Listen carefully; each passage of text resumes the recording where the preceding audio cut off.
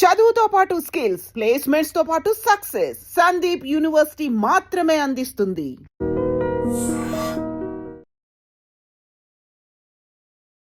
గాజువాక పిల్ల మేం గాజులోళ్ళం కాదా నీ చెయ్యి జాపలేదా గాజు తొడగలేదా?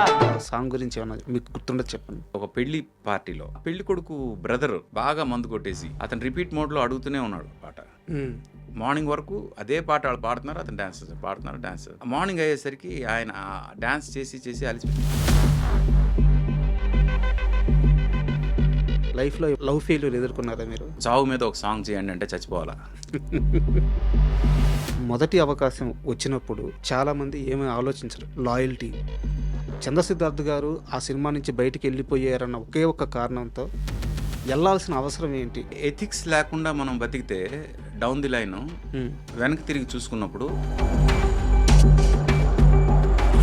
కేజీఆర్ గారు మీకోసం వెతికారంట తనకు అవకాశం రాగానే. నిజమేనా? లోకల్గా ఉన్నవాళ్ళు, తక్కువలో చేయగలిగేవాళ్ళు, మన మాట వినేవాళ్ళు, కొత్త డైరెక్టర్ అది చాలా ఇంపార్టెంట్. సరే, మనసంతా నువ్వే టైటిల్ పడేటప్పుడు ఒక 2 లైన్లతో చిన్న ట్యూన్ లాగా వస్తుంది, ఒక్కసారి అది హమ్ చేస్తారా? నీ స్నేహం ఇక రాను అని కరిగే కలగా అయినా.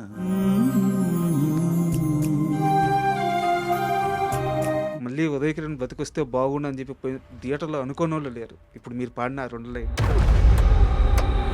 చనిపోయినప్పుడు కోపం వచ్చిందా, బాధ వేసిందా, ఏమనిపించింది? కోపం అయితే వచ్చింది. నాన్నగారి మరణం విషయంలో చాలా బాధపడ్డారంట. వైద్యం పట్ల కూడా, అంటే డాక్టర్స్ పట్ల కూడా చాలా ఇరిటేట్ అయ్యారంట. దెర్ ఆర్ సమ్ హాస్పిటల్స్, అన్ని కాదు, కొన్ని హాస్పిటల్స్ క్యాన్సర్ సక్సెస్ రేట్ చూపించడం కోసం క్యాన్సర్ సెల్స్ కానీ ట్యూమర్స్ని కూడా క్యాన్సర్ అని చెప్పి ట్రీట్ చేసేసి ఇది సక్సెస్ అయిందని చెప్పిన సందర్భాలు. ఈ పాడ్కాస్ట్ వల్ల ఏదైనా మంచి జరుగుతుంది అంటే మన లైఫ్ మోస్ట్ అన్సర్టైన్. మనకి ఏదైనా వైరస్ ఎనీ మూమెంట్ అటాక్ అవ్వచ్చు. అందుకు వైటమిన్ డి లెవెల్స్ కనుక మీరు మెయింటైన్ చేస్తే మీరు చావరు, అంతవరకు నేను గ్యారెంటీ ఇస్తాను. ఇండస్ట్రీలో ఇన్ని సంవత్సరాల ప్రయాణంలో సంపాదించుకోలేదు ఆర్పి పట్నాయక్, ఇది నిజం. బయట ఇండస్ట్రీలో చాలా మందికి తెలుసు. ఓ ప్రొడ్యూసర్ దగ్గర నాకు ఇంత రెమ్యునరేషన్ ఇవ్వండి అని ఇప్పటివరకు అడగలేదు. ఎలాగైతే సినిమా అడగలేదు. నీ మ్యూజిక్ వల్ల సినిమాకి మార్కెట్ అవ్వట్లేదు అని ఎవడో ఒక మాట అంటే 100 అద్భుతమైన పాటలు ఇచ్చిన ఆర్పి పట్నాయక్ సినిమాలు ఇంక నేను చేయను అని నిర్ణయం తీసుకోవడం ఏంటి? కొన్నిసార్లు మనం రైట్ అనే ఫీలింగ్ వచ్చినప్పుడు మీరు తీసుకున్న డెసిషన్ కరెక్టా? ఇద్దరు చాలా గట్టిగా నన్ను మీ త్రివిక్రమ్ శ్రీనివాసేనా? నిజంగా మీ త్రివిక్రమ్ శ్రీనివాసేనా? ఆబ్వియస్గా మేము మంచి ఫ్రెండ్స్, బెస్ట్ ఫ్రెండ్స్. బయట ఎవరు నమ్మట్లేదు సార్. బయట వాళ్ళ కోసం మనం ఎందుకు బతకాలబ్బా?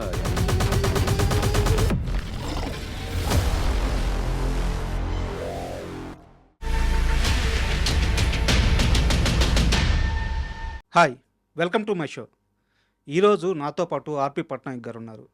అంటే ఇంత సింపుల్గా ఎందుకు పరిచయం చేస్తున్నారంటే, ఈ సమాజంలో అతి కొద్ది మందికి మాత్రమే ఎలాంటి పరిచయ వ్యాఖ్యలు అవసరం లేకుండా పేరు చెప్పంగానే కొన్ని కోట్ల మంది గుర్తుపడతారు. అలాంటి వారిలో సంగీత ప్రపంచంలో ఆర్పి పట్నాయక్ గారి స్థానం అటువంటిది. ఎన్నో వందల పాటలు, అద్భుతమైన పాటలు తెలుగు వారికి, తెలుగు నేలకి అందించిన ఘనత ఇది. ఈరోజు ఆయన మనతో ఉన్నారు. ఆయన అడిగి మరిన్ని సినీ విశేషాలు, ఆయన విశేషాలు, సినీ కెరీర్ విశేషాలు అన్నీ తెలుసుకుందాం. హాయ్ సార్, నమస్తే. నమస్తే. నమస్తే రాజా. సార్, యాక్చువల్గా నేను వీధుల్లో నిక్కర్లు వేసుకొని తిరిగేటప్పుడు మీరు రికార్డులు సాధించిన వ్యక్తి. అలాంటి మీ ముందు కూర్చొని ఈ ఇంటర్వ్యూ చేయడం నేను నిజంగా అదృష్టంగా భావిస్తున్నాను. ఆర్పి పట్నాయక్ పాటలు అనగానే ఒక సినిమా సక్సెస్తో, ఫెయిల్యూర్తో, కాలంతో, దశాబ్దాలతో సంబంధం లేకుండా ఎప్పటికీ అజరామరంగా మిగిలిపోయిన పాటలు. ఆ రోజు మీరు ఆ పాటలు క్రియేట్ చేసేటప్పుడు ఈ పాటలు ఈ సినిమాకి ఉపయోగపడాలి అనే మైండ్ సెట్తో క్రియేట్ చేసేవారా? ఎప్పటికీ ఇవి నిలిచిపోవాలి అనే మైండ్ సెట్తో క్రియేట్ చేసేవారా? ఇవన్నీ అసలు నాకు తెలియదు, పాటలను క్రియేట్ చేశారంటారా? దీనికి అంటే 2 విషయాలు చెప్పాలనుకుంటున్నాయి దీనికి సంబంధించి. ఒకటేంటంటే ప్రతి ఒక్క సిచ్యువేషన్, ప్రతి ఒక్క సినిమాకి సిచ్యువేషన్స్ ఉంటాయి.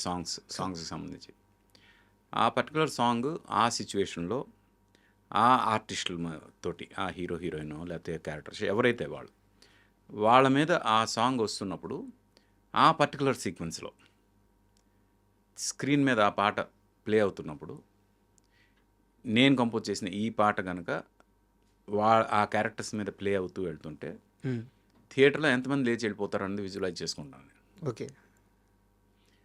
నేను ఎంత మంచి ట్యూన్ చేసినా ఎక్కువ మంది లేచి వెళ్ళిపోతారు అనే విజువల్ కనుక నాకు వస్తే ఆ ట్యూన్ కరెక్ట్ కాదని. అంటే అలా అని ఆ ట్యూన్ కరెక్ట్ కాదంటే ఆ సిచ్యువేషన్ కరెక్ట్ కాదని. ఇప్పుడు చాలా క్లైమాక్స్లో ఒక చాలా స్లో డ్యూయట్ అవుట్ పెట్టాము అనుకుందాం.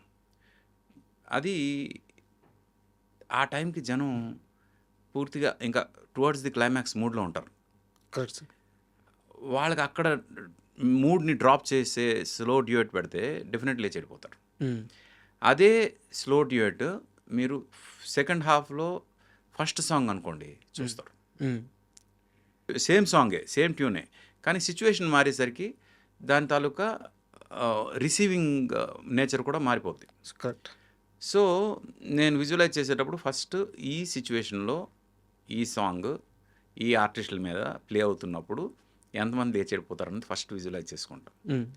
ఎంత మంచి ట్యూన్ అయినా నా విజువల్లో కనుక ఎక్కువ మంది లేచి వెళ్ళిపోతారు ఈ సాంగ్కి అనిపిస్తే నేను ఎట్టి పరిస్థితుల్లో ఆ సాంగ్ ఆ సిచ్యువేషన్కి వాడను sir. That is the first secret of my composition. రెండోది ఏంటంటే నాకు సంగీతం రాదు సార్. అందుకు నేను ఏ పాట చేసినా నాకు ఇచ్చిన సిచ్యువేషన్ని నా మనసుతో నేను ఫీల్ అవుతూ ఈ మనసు మ్యూజిక్ ఫామ్లో ఏం డీకోడ్ చేస్తుంది అనే దానితో నేను వర్క్ చేస్తాను. ఎప్పుడైతే మనసుతో చేస్తానో, బ్రెయిన్తో కాకుండా నాలెడ్జ్తో కాకుండా మనసుతో చేస్తానో ఆటోమేటిక్గా ఇది మనసులకు చేరుతుందని ఒక ఇదేదైతే ఉందో అది ప్రూవ్ అయింది నా వర్క్లో. సార్. ఎప్పుడైతే మనసులను చేరిందో అది మెమొరీస్ తాలూకా బార్డర్స్ దాటేస్తుంది అనమాట. అంటే టెంపరీ మెమరీ బార్డర్ దాటేసి ఒక టైమ్లెస్ మెమరీకి వెళ్ళిపోతుంది. That is the reason why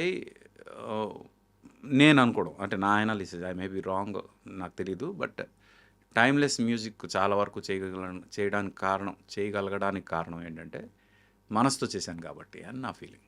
sir, me cinema journey మాట్లాడే ముందు నాకు ఒక చిన్న డౌట్ ఉంది. లైఫ్లో ఎప్పుడైనా లవ్ ఫెయిల్యూర్ ఎదుర్కొన్నారా మీరు? ఏ ఇంటర్వ్యూలో ఎవరు మిమ్మల్ని ఈ క్వశ్చన్ అడగలేదు, ఎక్కడ మీరు దీనికి సమాధానం చెప్పలేదు. బట్ నాకు ఎందుకో బలంగా అనిపిస్తుంది, ఓ మంచి లవ్ ఫెయిల్యూర్ మీ జీవితంలో ఉంది అనిపిస్తుంది. లేదబ్బా అన్నట్టు ఫ్రాంక్గా లేదు. అంటే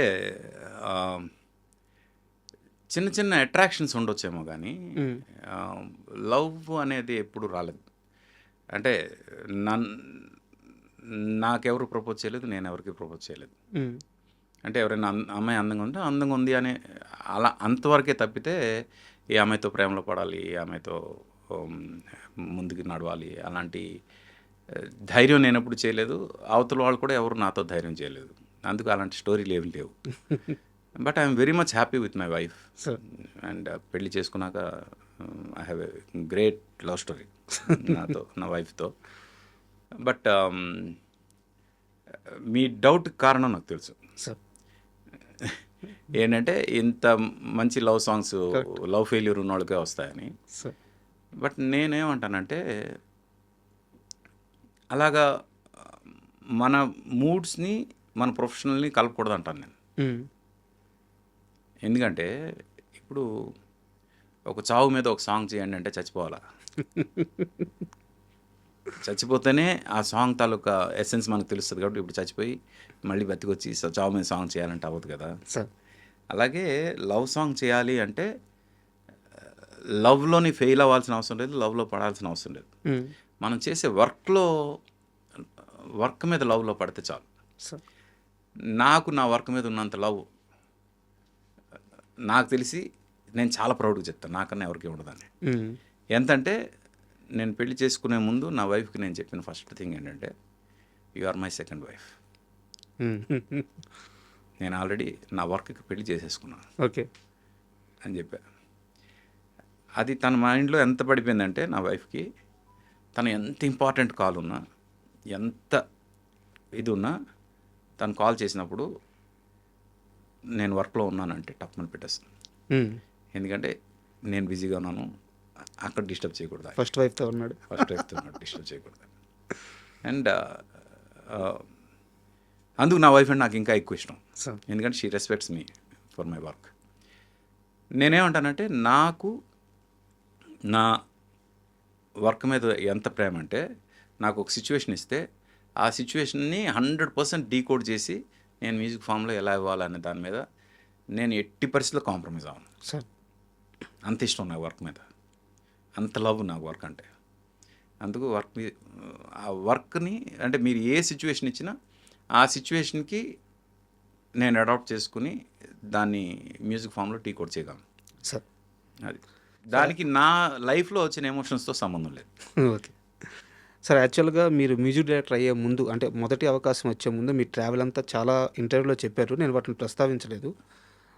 చక్రి గారితో కలిసి మీరు కొన్ని ఆల్బమ్స్ చేశారు, చక్రి గారు విడిగా చేశారు, మీరు చేశారు, కలిసి చేశారు, త్రివిక్రమ్ గారితో కలిసి చేశారు, ఆయన లిరిక్ రైటర్గా, మీరు మ్యూజిక్ డైరెక్టర్గా.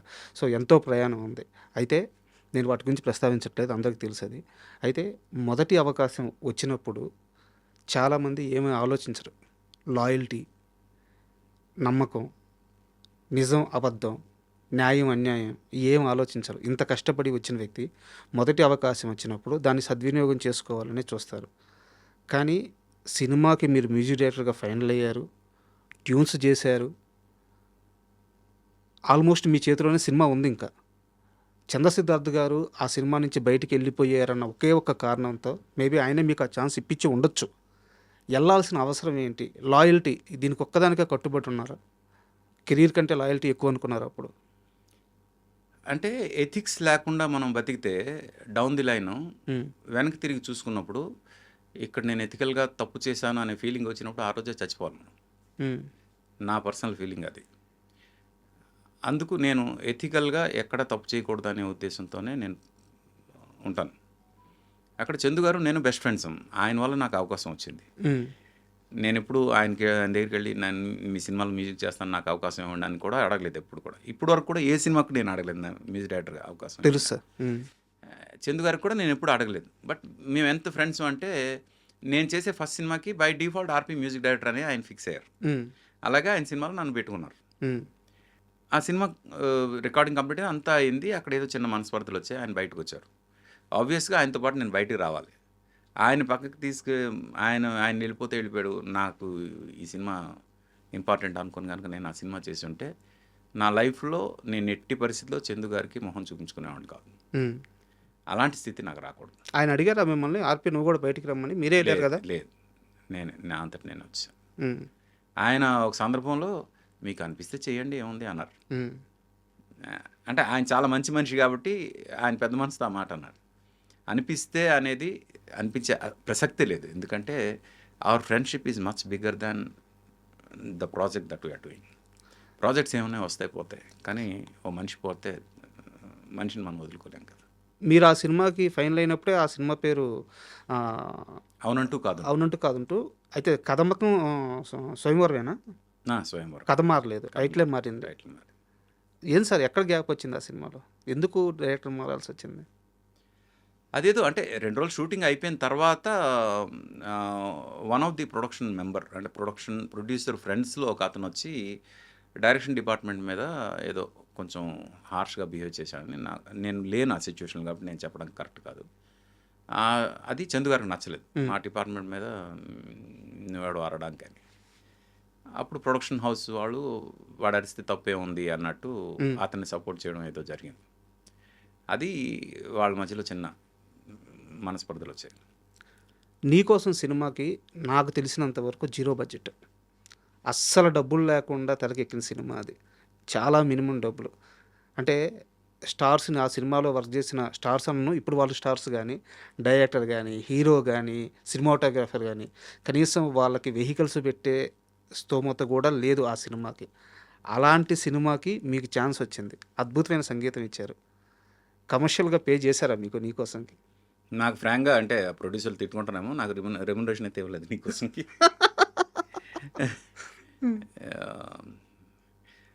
అంటే ఫస్ట్ సినిమా కాబట్టి నేను ఓకే వచ్చిందిగా చాలు అనే దీంతోనే ఉన్నాను. But faced some problems for sure. యాక్చువల్గా ఆ సినిమాకి music director Devi Sri Prasad. Sir. తనది ఆ సినిమాలో కొంటె బాపు పాట ఉంది కదా, ఆ పాట దేవి చేసింది. సార్. మిగతా పాటలు నేను చేశాను. అయితే దేవి చెన్నైలో ఉంటాడు కాబట్టి దేవి కోసం చెన్నై వెళ్ళి యాక్చువల్లీ అది దేవి ఓకే అయ్యి సినిమా కొంత షూట్ అయ్యేంత వరకు ప్రొడ్యూసర్స్ వేరే. సార్. ఆ ప్రొడ్యూసర్స్ చేతులు ఎత్తేసిన తర్వాత వేరే వాళ్ళ చేతులకు వెళ్ళిన తర్వాత ఇప్పుడు ప్రతిదీ కూడా క్యాల్కులేటెడ్ మూవ్ చేయాలి. ఇప్పుడు డైరెక్టర్ చెన్నై వెళ్ళాలన్నా అది కూడా ఖర్చే. మ్యూజిక్ అప్పట్లో వాట్సాప్లో అవి లేవు. కరెక్ట్. ఆ సినిమా పరిస్థితి అట్టాగే ఉండేది. అది అది అందుకు ఇంకా లోకల్గా చేయాలి అనే దీనిలో అప్పుడు ఈ అవునంటూ కాదంటూ చేసిన 2 ట్యూన్లు తీసుకుని వాళ్ళు వైజాగ్ వెళ్ళి షూట్ చేసి వచ్చిన తర్వాత అప్పుడు నాకు ఫోన్ చేసి చెప్పారు, ఈ సినిమాకి నువ్వు మ్యూజిక్ డైరెక్టర్వి, అందరికి నచ్చింది అని. అప్పటి వరకు నాకు తెలియదు నేను ఆ సినిమాకి మ్యూజిక్ డైరెక్టర్ అని. 2 సాంగ్లు షూట్ అయిన తర్వాత నాకు తెలిసింది నేను మ్యూజిక్ డైరెక్టర్ అని. ఆ తర్వాత ఈ సినిమాకి నువ్వే మ్యూజిక్ చేయాలి అంటే అప్పుడు శ్రీనివాయిట్ల గారు అంటే గంటా శ్రీనివాస్ గారు ప్రొడ్యూసర్ ఆయన చెప్పారు, సినిమా టైటిల్ నీకోసం అని చెప్పగానే నాకు మనసులో మెదిలిన పాట నీకోసం టైటిల్ సాంగ్. అప్పుడు శ్రీనివాయిట్ల గారిని కలిసి ఇలాగ నీకోసం టైటిల్కి నేను ఒక సాంగ్ ట్యూన్ చెప్తాను అని అంటే ట్యూన్ వినిపించాను. ఆయనకు బాగా నచ్చింది. అక్కడ నుంచి వీ ట్రావెల్. సార్ ఒక్కసారి అది హమ్ చేస్తారా నీకోసం సాంగ్? నీకోసం నీకోసం నీకోసం నీకోసం ఎప్పుడు లేని ఆలోచనలు ఇప్పుడే కలిగెను ఎందుకు నాలు, నీకోసం నీకోసం ఈ లోకమిలా ఏదో కలలా నాకంతా కొత్తగా వింతగా కనిపిస్తూ ఉంది, నీకోసం నీకోసం. సాహితీ గారు రాశారు సాహిత్యం. అంటే మీరు ఏ రోజైనా మీరు ఎదురుపడిన రోజు ఒక ప్రశ్న అడగాలనుకున్నాను, నాకు ఈరోజు అవకాశం వచ్చింది. మీ గొంతులో సార్ ఎలాంటి డిస్టర్బెన్స్ ఉండదు. అంటే ఎంత పెద్ద స్టార్ సింగర్ అయినా సరే అది డిస్టర్బెన్స్ అనగానే వాళ్ళు పలికే విధానంలో ఆ వోకల్స్ గాలి రావడము స్వచ్ఛంగా నీట్గా అసలు ఎలాంటి డిస్టర్బెన్స్ లేకుండా ఉంటుంది మీ వాయిస్. ఇది నేను పర్సనల్గా అబ్జర్వ్ చేసింది. ఎలా ఇది ఫస్ట్ నుంచా ఏమైనా కేర్ తీసుకున్నారా? మా అమ్మ నాన్నకి థ్యాంక్స్ చెప్పాలి ఈ జీన్స్ ఇచ్చినందుకు. సార్. నేను ఫ్రాంక్గా ఎలాంటి కేర్ తీసుకున్నాను. నేను ఇప్పుడు ప్రాక్టీస్ కూడా చేయను. రోజుకి 2 గంటలు ప్రాక్టీస్ చేయాలి ఇవి కూడా ఉండవు నాకు. నేను కంపోజ్ చేసి రికార్డ్ అయిపోయిన తర్వాత ఆ పాట నేను విన్నా, అసలు ఎవరో ప్లే చేస్తే వినడం తప్పితే నా అంతా నేను ప్లే చేయడం కూడా ఉండదు. అంటే కొంచెం గేర్ ఎక్కువేమో నాకు.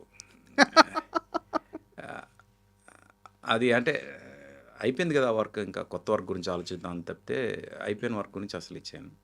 బట్ షోస్ ఉన్నప్పుడు నా పాటలు నేను పాడతాను. ఆ షోకి ముందు ప్రాక్టీస్ చేయడం అవి కూడా ఉండవు. డైరెక్ట్ స్టేజ్ ఎక్కి షోలో పాడడం అంతే. అందుకు నేను ఒక రాంగ్ ఎగ్జాంపుల్ అవుతాను అందరికీ. నా గురించి ఏం చెప్పినా అప్పుడే ఐస్ క్రీమ్ తిని మైక్ ముందుకెళ్ళి పాడమన్నా పాడేస్తాను.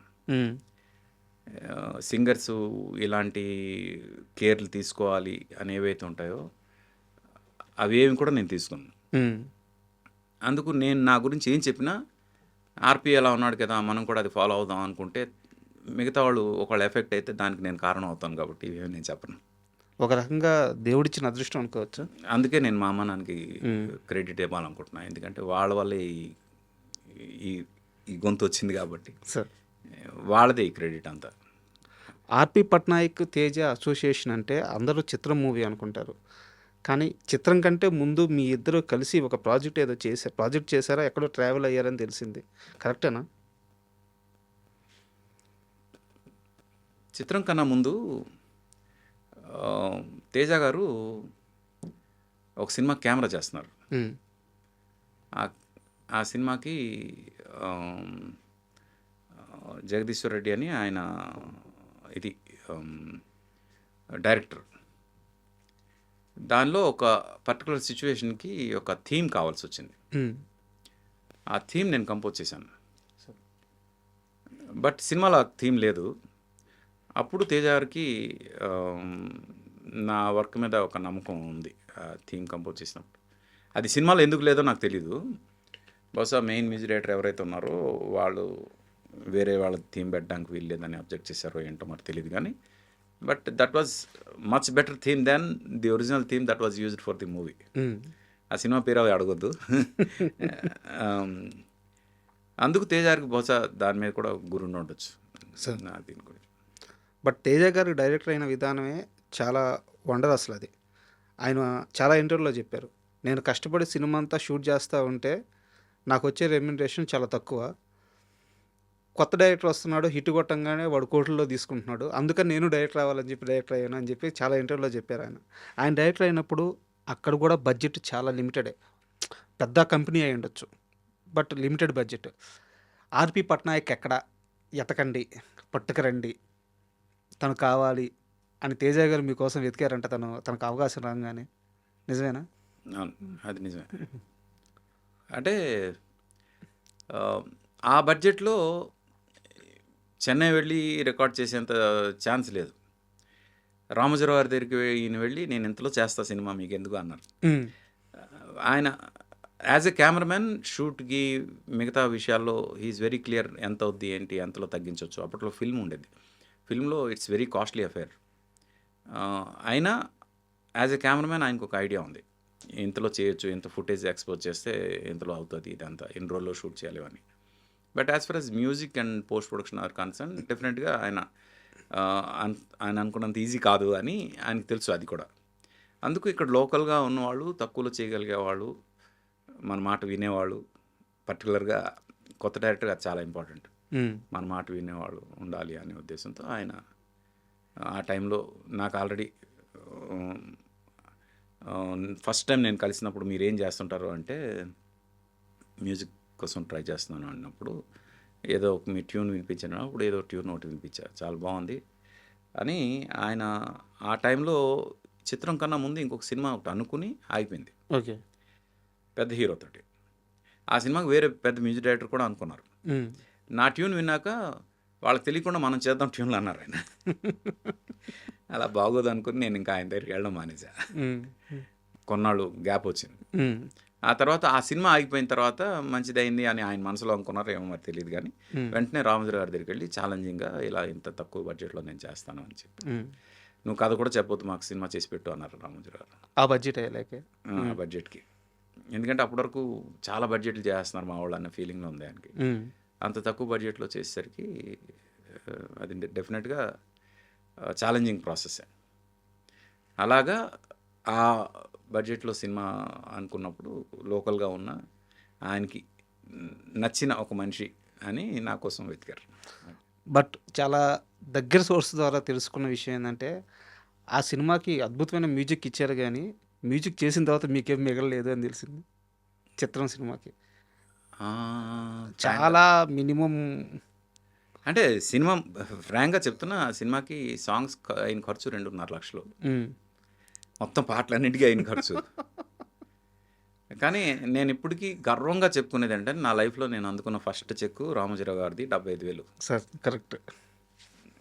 అది ఇంకా ఆ చెక్ వల్లే ఈరోజు వరకు నాకు ఆ సెంటిమెంట్ పనిచేస్తుంది. అకౌంట్లో ఏదో కొద్ది గొప్ప అమౌంట్ ఇప్పుడు ఉంటూనే ఉంటుంది. అంటే చిత్రం సక్సెస్ తర్వాత ఆర్పి పట్నాయక్ లైఫ్లో ఏం మారింది? అంటే ఏం మారిందంటే నో చెప్పడం అనేది ఎక్కువైంది. ఆ లగ్జరీ వచ్చింది. లగ్జరీ కాదు, చాలామందికి నెగిటివ్ అవడానికి అవకాశం అయింది. చిత్రం తర్వాత ఒక 22 సినిమాలు నో చెప్పాను నేను. దేనికి సార్? అంటే మళ్ళీ అలాంటి సినిమాలే, చిన్న సినిమాలు, అంతే బడ్జెట్లో సినిమాలు. అంటే చిత్రం హిట్ అవడానికి కారణం బడ్జెట్ కాదు, ఒక అద్భుతమైన కాన్సెప్ట్, ఒక అద్భుతమైన టెక్నీషియన్.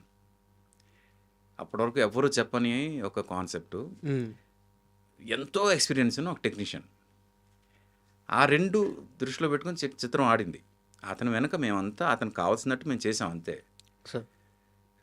ఇప్పుడు తేజ గారు లాగా మిగతా వాళ్ళందరూ కూడా మేము కూడా ఇంకో తేజ అయిపోతాం అనుకుని వచ్చి మ్మ్. చాలామంది చాలా సినిమాలు చేసి మ్మ్. చేతులు కాల్చుకున్నారు. మీరు ఆ తర్వాత రిలీజ్ అయిన సినిమాలు చాలా చూడండి. అవును, అప్పట్లో చాలా వచ్చింది. ఆ చిన్న సినిమాలు అన్ని ఆఫర్లు నాకు వచ్చాయి. నేను అవన్నీ వదులుకున్నా.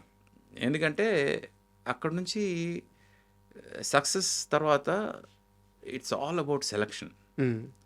మనం నేను కనుక వచ్చేవన్నీ ఒప్పుకొని ఉంటే నా సక్సెస్ రేట్ కన్నా ఫెయిల్యూర్ రేటే ఎక్కువ ఉండేది. సార్. అప్పుడు మళ్ళీ నే నా మీరు ఏదైతే టైమ్లెస్ మ్యూజిక్ ఇవి అంటున్నారో అవి ఏమి వచ్చేవి కాదు, ఆ మాటలు వచ్చేవి కాదు. అందుకు కొంచెం నో అనడం కొంచెం ఎక్కువైంది చిత్రం తర్వాత. ఆ నో అనడం వల్ల చాలామందికి శత్రువునయ్యాను. చాలామంది ఈ మనిషికి గర్వం ఎక్కువ అన్నారు, మ్మ్. అహంకారం ఎక్కువ, హెడ్ స్ట్రాంగ్ ఎక్కువ, ఇలా అన్న సందర్భాలు ఉన్నాయి. మ్మ్. అంటే మళ్ళీ నాతో కలిసి ప్రయాణం చేసిన వాళ్ళందరికీ తెలుసు నేను ఎంత కూల్గా ఉంటాను, ఎంత డౌన్ టు ఎర్త్ ఉంటానని. కానీ నో అనడం అనేది అదొక ధైర్యం ఉండాలి. సార్. ఆ ధైర్యం చేసినందుకు కొంచెం ఇండస్ట్రీకి కొంతమంది దగ్గర బ్యాడ్ అవడం నిజమే. బట్ నా ఇంటెన్షన్ అయితే కేవలం నా కెరియరే తప్ప ఇంకేం కాదు. అండ్ నువ్వు నేను అంటే అప్పట్లో ఆ పాటలు ఎంత వైరల్ అయినాయి అంటే సోషల్ మీడియా కానీ అప్పుడు కానీ ఉండుంటే ఆర్పి పట్నాయక్ పేరు అమెరికాకి వినిపించేది. అంటే అమెరికాకి మీరు చాలాసార్లు వెళ్ళుండొచ్చు కానీ ఆ సినిమా కేవలం ఆ పాటలే వెళ్ళిపోయాయి, అంత పెద్ద వైరల్ అయినాయి అని చెప్పి చెప్తారు. నువ్వు నేను కథ వినంగానే సిచ్యువేషన్లుగా అప్పటికప్పుడు క్రియేట్ చేసిన ఒక పాట కానీ ఏదన్నా మీకు గుర్తున్న ఇన్సిడెంట్ ఒకటి చెప్పండి సార్. తేజ గారిది నాది ఎప్పుడు కూడా వర్కింగ్ ఎక్స్పీరియన్స్ లేదు. మ్మ్. మేము ఎప్పుడు కలిసి పని చేయలేదు ఫ్రాంక్గా. అంటే పని ఎప్పుడు చేయలేదు. ఆయన సిచ్యువేషన్ ఒకటి చెప్తారు, మ్మ్. వెంటనే నేను ట్యూన్ చెప్పేస్తాను, రికార్డింగ్కి వెళ్ళిపోతాం అంతే. సార్. అంతకుమించి ఎప్పుడు మా మధ్యలో ఇదేం జరగలేదు. ఒకటే ఏంటంటే ఆయన సిచ్యువేషన్ చెప్పేటప్పుడు హీఈస్ వెరీ క్లియర్, ఆయనకి ఏం కావాలనేది మ్మ్. మొత్తం పోసుకొచ్చినట్టు మొత్తం చెప్తారు. ఆ సిచ్యువేషన్ చెప్పిన తర్వాత దాన్ని యాజ్ ఇట్ ఈస్ ట్యూన్ చేసి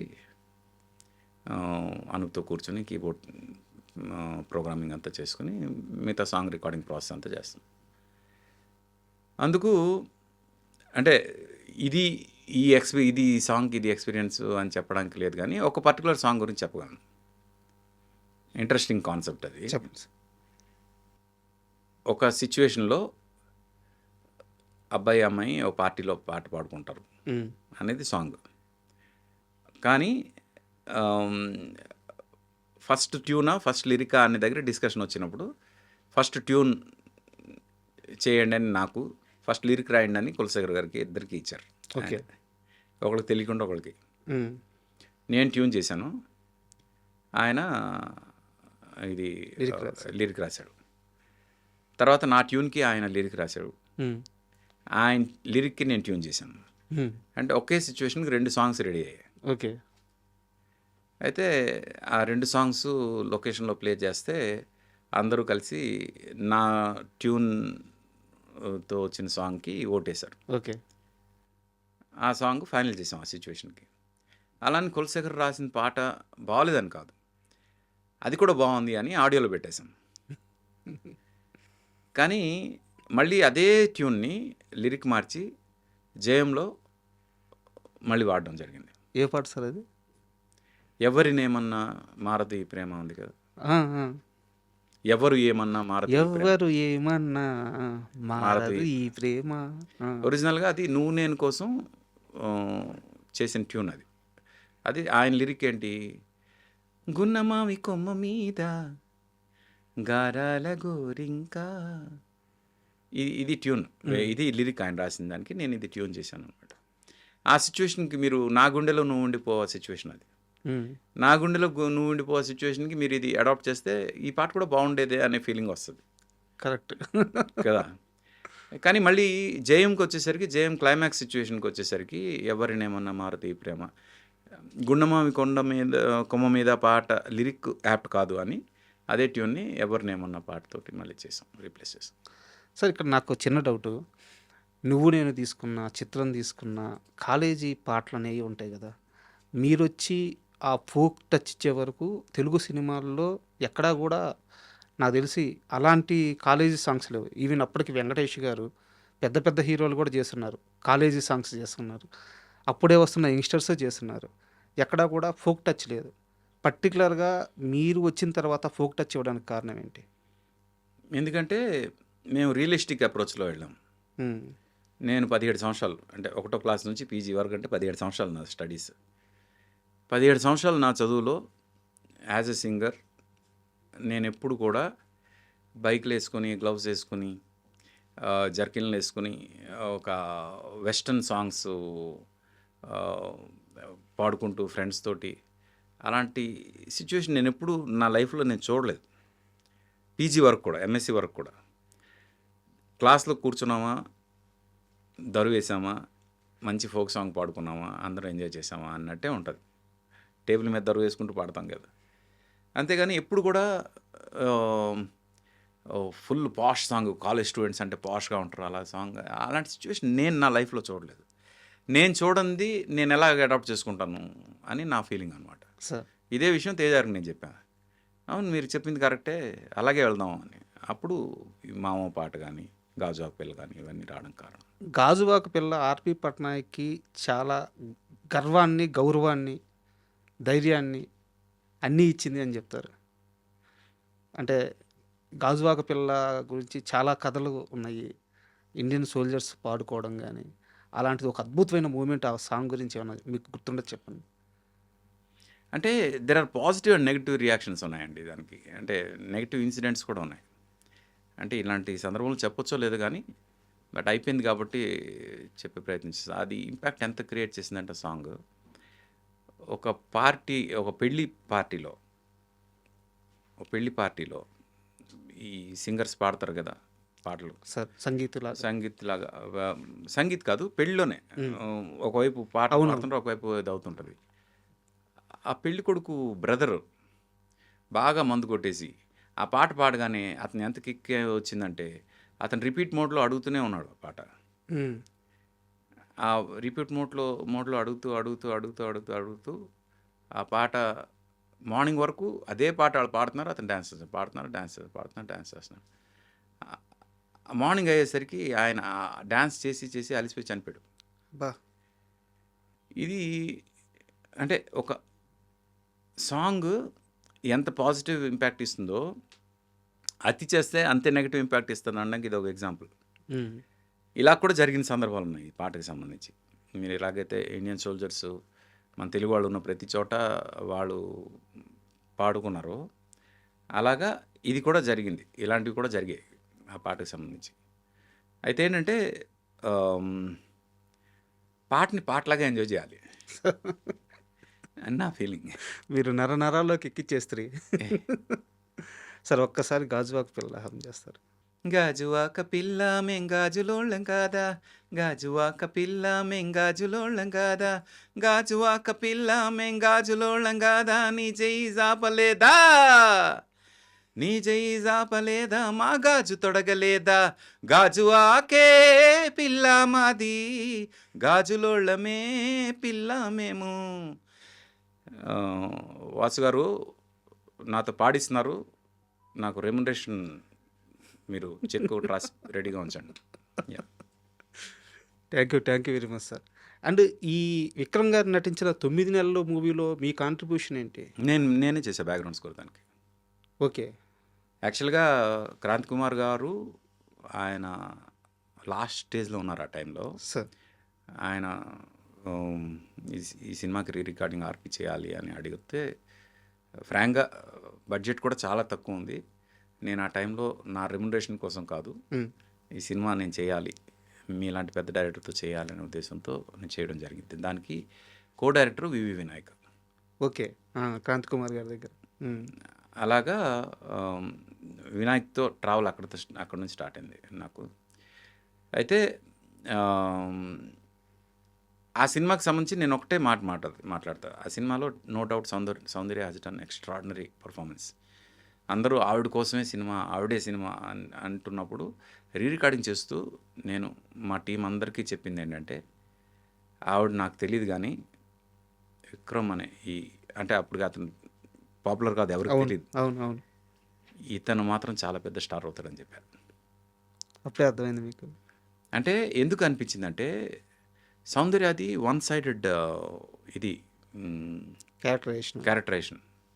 విక్రమ్‌ది స్ట్రగుల్ అవుతూ ఒకవైపు స్ట్రగులు, ఒకవైపు నెగెటివ్ షేడ్స్ 2 కలిపి చూపించే ఒక ఇదది.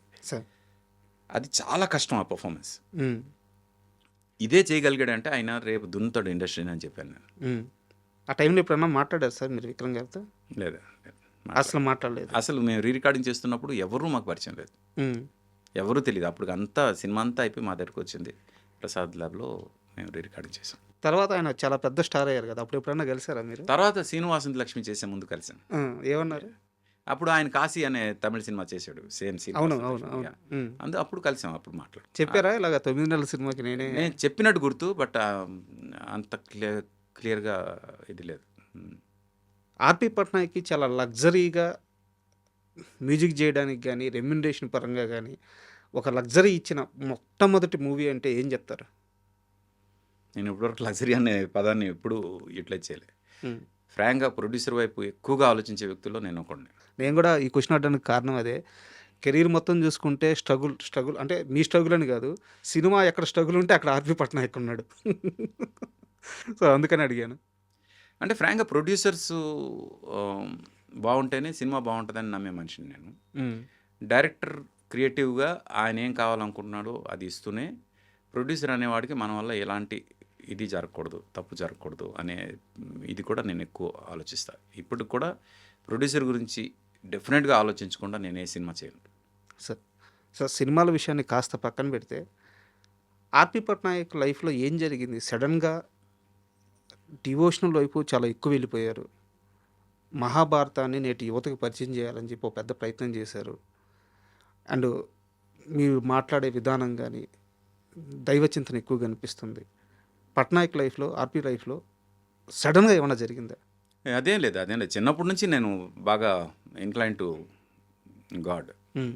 మా అమ్మ పూజలు చేస్తే ఎర్లీ మార్నింగ్ వెళ్ళి పువ్వులు ఏరుకునొచ్చి పూజకి అప్పచెప్పడం, పూజకి అందించడం. అలాగే మా కార్తీక మాసం వస్తే సూర్యోదయంకి ముందే స్నానాలు చేసేయడం, తీర్థయాత్రలకు వెళ్ళడం. మా నాన్నగారు తీర్థయాత్రలకు వెళ్తే ఆయనతో పాటు వెళ్ళడం, కంపల్సరీ గుడులకు వెళ్ళడం. ఇవన్నీ చిన్నప్పటి నుంచి అలవాటు ఉంది. మా కల్చర్ అది. హ్మ్. అది ఎక్కడో జనరేషన్స్ మిస్ అయిపోతున్నాయి ఇవన్నీను అనే ఫీలింగ్ అనమాట. ఇప్పుడు సనాతన ధర్మం గురించి ఎవరిని అడిగినా దానికి కరెక్ట్ ఆన్సర్ లేదు ఎవరి దగ్గర. సార్. ఎందుకంటే మిగతా రిలీజియన్స్ అన్నీ కూడా ఒక బుక్‌తో సరిపెట్టిస్తారు. కానీ సనాతన ధర్మం ఒక లైబ్రరీ. సార్. ఇంత పెద్ద లైబ్రరీ ఎవరు కూడా వాళ్ళ లైఫ్ టైంలో తెలుసుకోలేరు. అందుకు మన వాళ్ళు ఏం చేశారంటే మన లైఫ్ స్టైల్‌లోనే ఆ లైబ్రరీని పెట్టేశారు. హ్మ్. మన లైఫ్ స్టైలే ఆ లైబ్రరీ. పోతే ఆ లైఫ్ స్టైల్ కూడా మిస్ అయిపోతున్నాం మనం. సార్. అందుకు మెల్లగా సనాతన ధర్మాన్ని త్రూ అవర్ టెక్స్ట్ అంటే మన ఇంతకుముందు ఏవైతే ఉన్నాయో మెయిన్ థింగ్స్ ఏవైతే ఉన్నాయో అవైతే చెప్దాము అనే ఉద్దేశంతో భగవద్గీత స్టార్ట్ చేశాను. అంటే Bhagavad Gita is the essence of entire సనాతన ధర్మం అనమాట. సార్. మామూలుగా భగవద్గీత చదవాలి అంటే చాలామంది ఒక 6 నెలలు పడుతుందా, 1 ఇయర్ పడుతుందా, అర్థమవుతుందా లేదా ఇలాంటి భయంతో ఉంటారు. అందుకు చాలామంది ఫస్ట్ పేజీ చదివిన తర్వాత ఆపేసిన వాళ్ళు చాలామంది ఉన్నారు. Correct sir. అందుకు మనం రీచ్ అవ్వలేకపోతున్నాం. మన సనాతనం జనరేషన్స్కి రీచ్ అవ్వట్లేదు అనే ఒక భయంతో చేశాను నేను. హ్మ్. అయితే నేను చేశాననే కన్నా భగవంతుడు ఎవరో ఒకరిని సెలెక్ట్ చేయాలి, నన్ను సెలెక్ట్ చేశాడు, నా త్రూగా చేయిస్తున్నాడు అనుకున్నాను. అయితే ఏంటంటే ఇక్కడ సనాతనం గొప్పతనం మీకు భగవద్గీత 6 నెలలు పడుతుందా, 1 ఇయర్ పడుతుందా కాదు. భగవద్గీత మొత్తం మీకు అర్థం చేసుకోవడానికి 2 గంటల 47 నిమిషాలు చాలు. మొత్తం 700 శ్లోకాలు, 18 అధ్యాయాలు కలిపి హ్మ్. 2 గంటల 47 నిమిషాల్లో భగవద్గీతకు సంబంధించిన మొత్తం ఎసెన్స్ మీకు అర్థమైపోతుంది. ఎసెన్స్ కాదు, అంతే వాళ్ళు మాట్లాడుకుంది. ఓకే. అంతకుమించి వాళ్ళు ఏం మాట్లాడలే. ఆ 700 శ్లోకాలు యాజ్ ఇట్ ఈస్ అక్కడ కృష్ణార్జునుల సంవాదం ఏదైతే ఉందో అదంతా పెట్టేశాం. హ్మ్. ఇప్పుడు ఒక సినిమా చూసే లెంత్లో భగవద్గీత అర్థమైపోతుంది అనే దానికన్నా కావాల్సింది ఏమని చెప్పండి. కరెక్ట్. అలాగా I wanted to simplify things. ప్రతిదీ కూడా సింప్లిఫైడ్గా చెప్పాలి సనాతనం గురించి అనే ఉద్దేశం అనమాట. భగవద్గీత గురించి ప్రవచనాలు చెప్పండి అని చెప్పను నేను. చెప్పలేను కూడా. అంటే నేను అంత జ్ఞాని కాదు. నాకు ఎలాగైతే సంగీతం రాదో అలాగే నాకు సంస్కృతం కూడా రాదు. సార్ అందుకు రాని సంస్కృతాన్ని వచ్చినట్టు నేను చూపించుకుని నాకు నేను ఏదో మేధావి అనిపించుకోవాలనే ఉద్దేశం నాకు లేదు. కానీ ధర్మం తెలియడం కోసం భాష తెలియాల్సిన అవసరం లేదని నా ఫీలింగ్. దీనికి ఎవరు సహాయం తీసుకున్నారు? ఇది స్వామి ముకుందానంద అని ఓకే. వాళ్ళది ఒక వెబ్సైట్ ఉంది. ఆ వెబ్సైట్లో నేను చాలా రీసెర్చ్ చేశా. తెలుగులో మంచి భగవద్గీత దొరికితే లాస్ట్కి గూగుల్ ట్రాన్స్లేషన్లో ట్రాన్స్లేట్ చేసి కూడా చూశాను. నాకు నచ్చట్లేదు. ఎలా చేసినా నాకు నచ్చట్లేదు. లాస్ట్కి నేను ఈ స్వామి ముకుందానంద వెబ్సైట్లో చూస్తే ఆ తెలుగు ట్రాన్స్లేషన్ నాకు బాగా నచ్చింది. అది దివాకర్ గారు అని ఆయన ఇక్కడే ఉంటారు, ఆయన రాశారన్నమాట. అది నాకు బాగా నచ్చి అది నేను చేశాను. సార్ యాక్చువల్గా మీరు ఇంటర్వ్యూ స్టార్టింగ్ ముందు ఒక మాట అన్నారు, ఓన్లీ సంగీతం గురించి నా గురించి మాట్లాడుకుందాము, మిగతా ఏ డివేట్ అవ్వద్దు రాజా అని చెప్పి నాకు ఒక మాట చెప్పారు. కానీ నేను ఇప్పుడు ఈ ప్రశ్న మాత్రం అడగాలనుకుంటున్నాను. మీకు నచ్చితే సమాధానం చెప్పండి, లేకుంటే వదిలేద్దాము. నిజానికి భగవద్గీతని ఇలాగా అందరికీ అర్థమయ్యేలాగా సింప్లిఫై చేసి తీసుకురావడం అనేది చాలా గొప్ప ప్రయత్నం. అప్పట్లో ఒక మ్యూజిషియన్గా ఘంటసాల గారు ఒక ప్రయత్నం చేశారు. తర్వాత అలాంటి ప్రయత్నం చేసిన వ్యక్తే లేడు. తర్వాత ఆర్పి పట్నాయక్ మాత్రమే చేశారు. అంటే చాలామంది చేశారు. సినిమా ఈ ఇంత ఎక్స్పోజర్ ఉన్న వ్యక్తుల్లో గంగాధర శాస్త్రి గారు చేశారు. సార్ ఘంటసాల మాస్టారు ఆయన చేసే టైంకి ఆయన almost he was on his hospital bed అనమాట. అంటే నేను ఇంకా బతకను అని ఆయనకు అనిపించినప్పుడు నా లైఫ్లో ఇది ఒక కోరిక ఉంది, ఇది నేను చేసి చనిపోవాలనుకుంటున్నాను అని ఆయన కూర్చుని 700 శ్లోకాల్లో ఏరి కోరి ఒక 100-108 శ్లోకాలు తీసుకుని వాటిని మాత్రమే పాడారు. సార్ ఆయన ఎనర్జీ ఆ టైంకి అంతే సహకరించింది ఆయనకి. అందుకు అవి ఏరుకోరి అవి మాత్రం చేశారు రికార్డింగ్. అది రిలీజ్ అయ్యే టైంకి ఆయన బతికలేరు. సార్ అది అంటే ఆయన కాంట్రిబ్యూషన్ ఎంత గొప్పదంటే ఆ భగవద్గీత కనుక రాకపోయి ఉంటే ఈరోజు భగవద్గీత గురించి తెలుగు వాళ్ళు మాట్లాడేవాళ్ళు కాదు.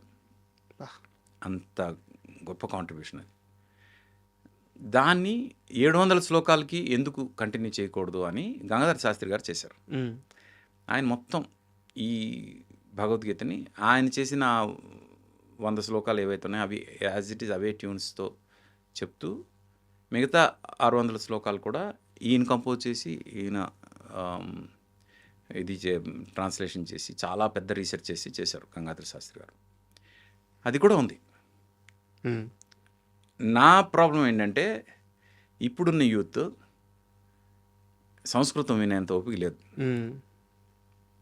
సంస్కృతంలో ఇది వినాలి అనే దీంట్లో లేరు యూత్. అందుకేం చేయాలి? ఈ యూత్కి ఎక్కాలి అంటే ఫస్ట్ ఆ శ్లోకాలు, అంటే శ్లోకాలు తప్పని నేను అంటలేదు, ఫస్ట్ మనం రీచ్ అవ్వాలి కదా, అర్థం అవ్వాలి, రీచ్ అవ్వాలి. అందుకు ఆ శ్లోకాలు లేకుండా ఓన్లీ తాత్పర్యం చెప్దామని నేను తాత్పర్యం చెప్పాను. సార్ నా భగవద్గీతలో ఓన్లీ తాత్పర్యం ఉంటుంది, శ్లోకాలు ఉండవు.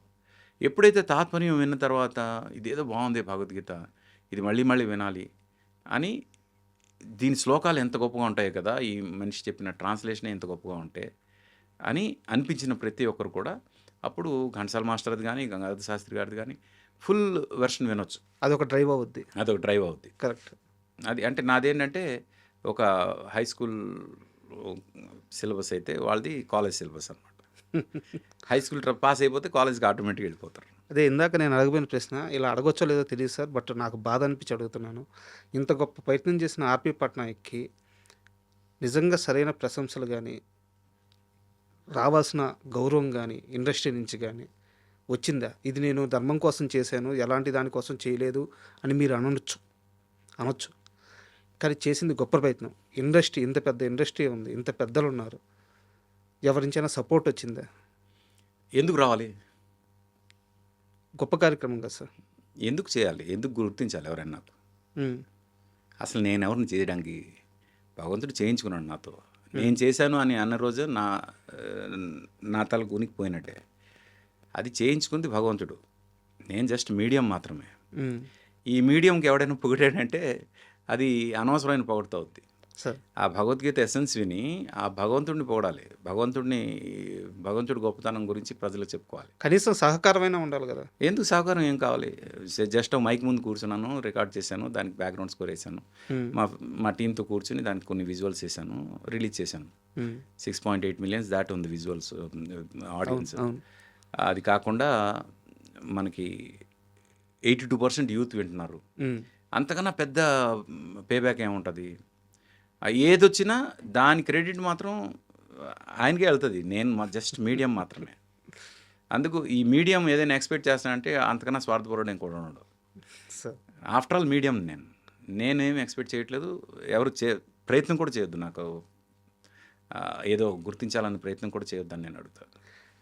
జైన్ సినిమాలో మొత్తం ఎన్ని పాటలు ఉన్నాయి సార్? లెక్క పెట్టలేదు. 10 వరకు ఉన్నట్టున్నాయి, 9, 10 వరకు ఉన్నట్టున్నాయి. నేను లెక్క పెట్టలేదు. యాక్చువల్గా తెలుగు సినిమా పాటలు 5, 6, నువ్వు నేనులో 9 ఉన్నాయి. జైన్ సినిమాలో ఇంకా ఎక్కువ ఉన్నాయి. భయమే లేదా ఇన్ని పాటలు పెడుతున్నామని? తేజ గారిలోని గొప్పతనం ఏంటంటే కట్ చేస్తే పాట ఉండదు. ఉమ్, ఆ పాట కట్ చేస్తే సినిమా ఉండదు. అది అందుకు పాట సినిమాలో ఒక పార్ట్ కాబట్టి ఎట్టి పరిస్థితిలో పాట తప్పు చేయదని నా ఫీలింగ్. సార్ జైన్ సినిమాలో పాటల గురించి మీకు ఏదైనా ఒక ప్రత్యేకమైన అనుభూతి, ఒక సందర్భం, ఒక గుర్తు కానీ ఏదైనా ఉంటే కాస్త షేర్ చేసుకుంటారా? అదే జయం రిలీజ్ అయినప్పుడు ఒక పెద్ద స్టేట్మెంట్ ఇచ్చాను. ఈ పాటలు ఏ ఒక్కరికి నచ్చకపోయినా ఉమ్, నేను మ్యూజిక్ ఆపిస్తాను అన్నంత ఇది స్టేట్మెంట్ ఇచ్చా. ఉమ్, బట్ ఏంటంటే దానికన్నా ఇంపార్టెంట్,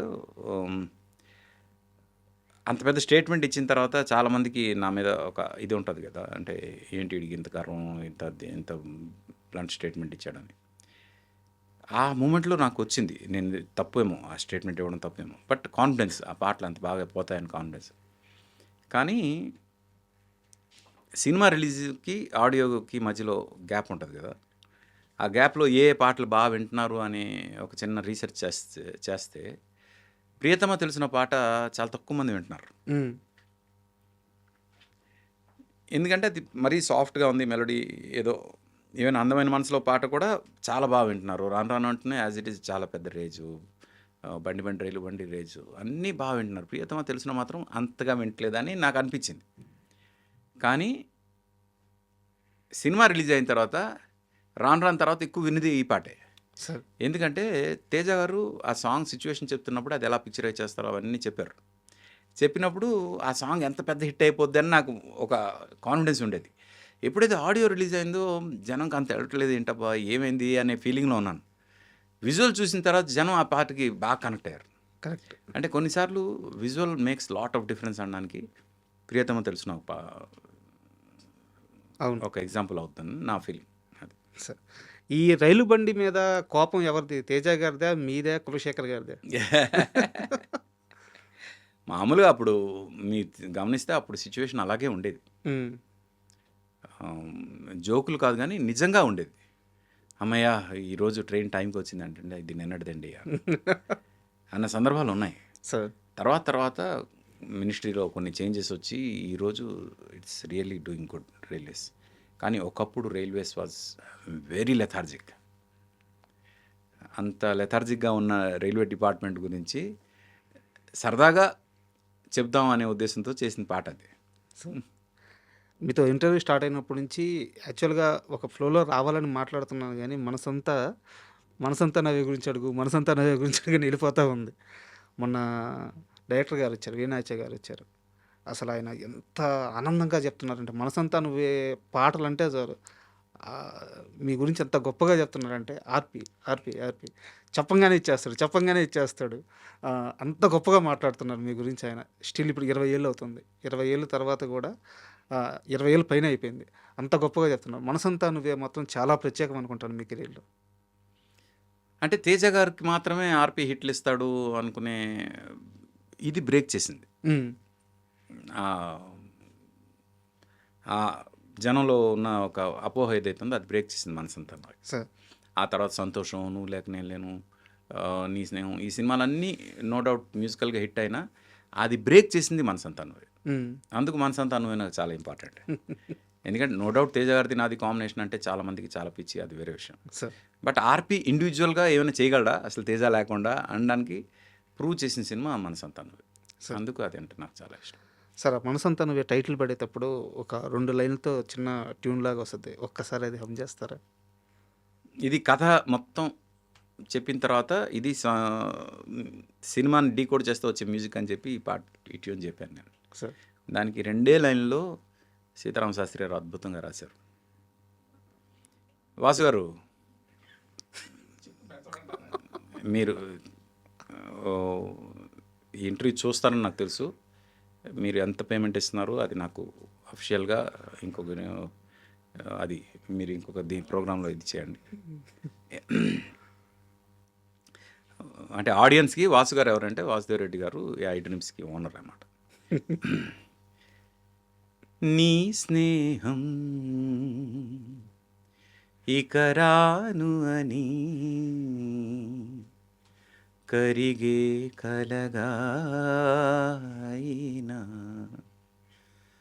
ఈ దూరం నూరాకు అని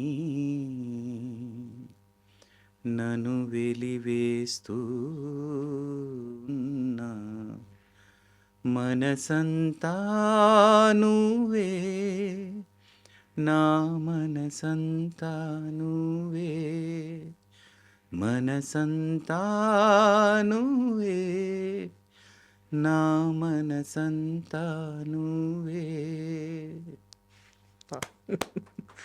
సినిమా అయిపోయిన ఆ క్లైమాక్స్‌లో సార్ ఈ పాట వస్తది. మొన్న రిలీజ్ అయింది. సినిమా రిలీజ్ అయిన తర్వాత సినిమా అంతా అయిపోయింది. సునీలు అమ్మాయి దగ్గరికెళ్ళి కళ్ళు తెరిచాడు. నిజంగానే కళ్ళు తెరిచాడు. నేనెళ్ళి డాక్టర్‌ని పిలుచుకొస్తా అన్నప్పుడు, ఆ అమ్మాయి హీరోయిన్ పరిగెత్తుకుంటూ వెళ్ళినప్పుడు ఆ చెయ్యి ఇస్తే అప్పుడు ఆ పాట పడద్ది. ప్రతి ఒక్కరు ఉదయ్ కిరణ్ అలా మళ్ళీ ఆ పాట వింటుంటే ఉదయ్ కిరణ్ మళ్ళీ అలా లేచి బతికొస్తే బాగుండు. ఆ పాటలో ఉండే ఆ గాఢత ప్రతి ఒక్కరికి ఆ ఫీల్, ఆ సినిమాని బతికిచ్చింది ఆ క్లైమాక్సే.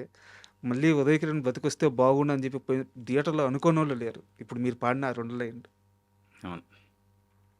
మొన్న రిలీజ్ అప్పుడు కూడా ఫీలింగ్ చూశాను నేను. సార్ అతను ఆ చనిపోతున్న సీక్వెన్స్ వచ్చినప్పుడు నిజంగా చనిపోతాడు అన్నంత భయం, మళ్ళీ ఆ వాచ్ సౌండ్ విన్నాక లేచాడు అనగానే అమ్మయ్య లేచాడు ఉదయ్ అనే ఆనందం, ఆ తర్వాత వాళ్ళిద్దరు కలవగానే ఇలాగే మళ్ళీ తను బయటకు వచ్చి చనిపోయిన తను మళ్ళీ బయటకు వస్తే బాగుండు అనే ఫీలింగ్ అన్నీ చూశాను నేను ఆడియన్స్లో. సార్ ఉదయ్ కిరణ్‌తో మీ అసోసియేషన్ ఏంటి సార్?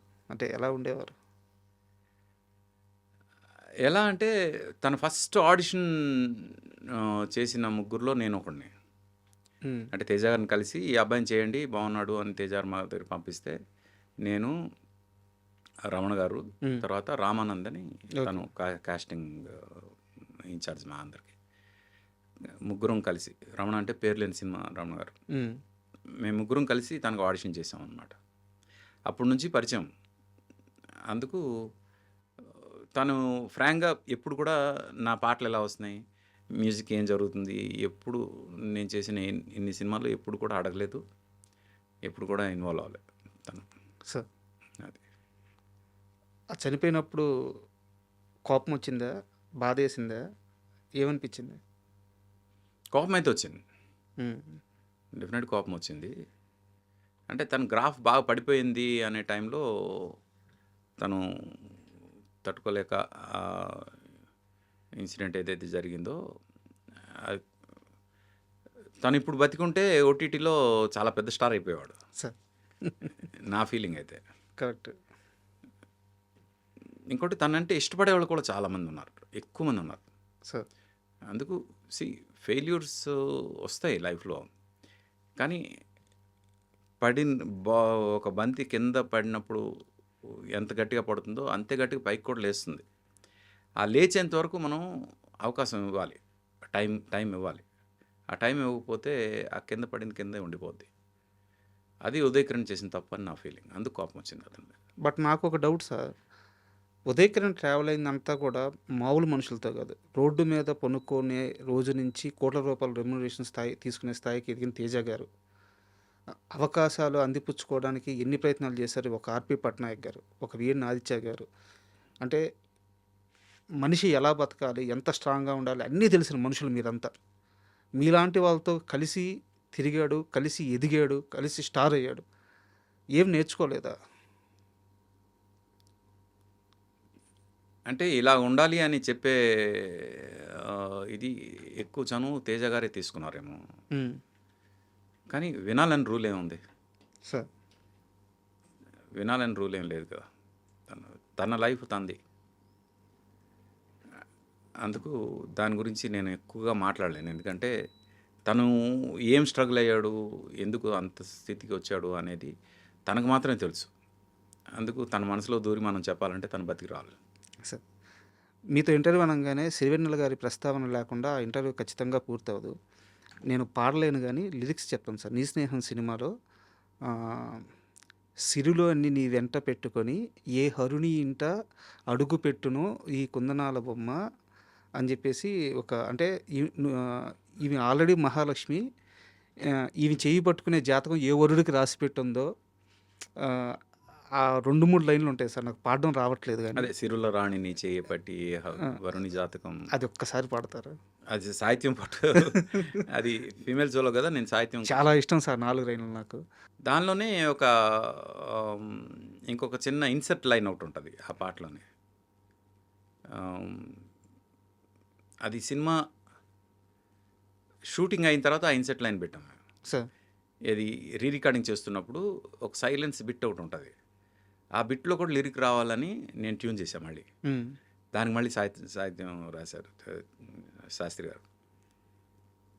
కదిలే వెన్నెల శిల్పమా, గుర్తుందా అది? Yes sir.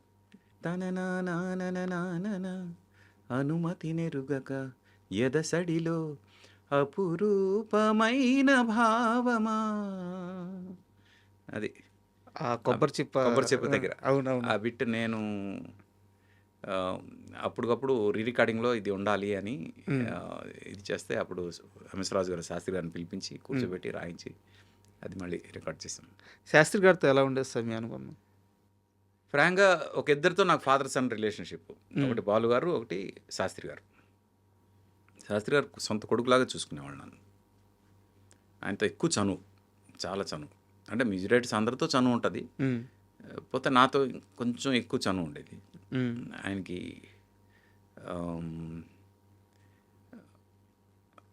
అంటే ఆయన స్మోక్ చేస్తూ రాసేవాళ్ళు అనమాట. సార్. నాకు అసలు స్మోకు డ్రింక్ అలవాట్లు లేవు. అందుకు నేను గురుగారు మీరు మానేయాలి ఇది అని పట్టుపట్టేవాడిని నేను. అందుకు నువ్వు వస్తే నాకు కొంచెం టెన్షన్ అయ్యా అంటాడు సార్. ఇది నాకు తెలుసు సార్. అంటే నేను వ్యక్తి పేరు చెప్పలేను, ఇంటర్వ్యూలోనే జరిగింది. మనిషి అనేవాడు అందరిని మించి ఎప్పుడు ఎదగకూడదయా.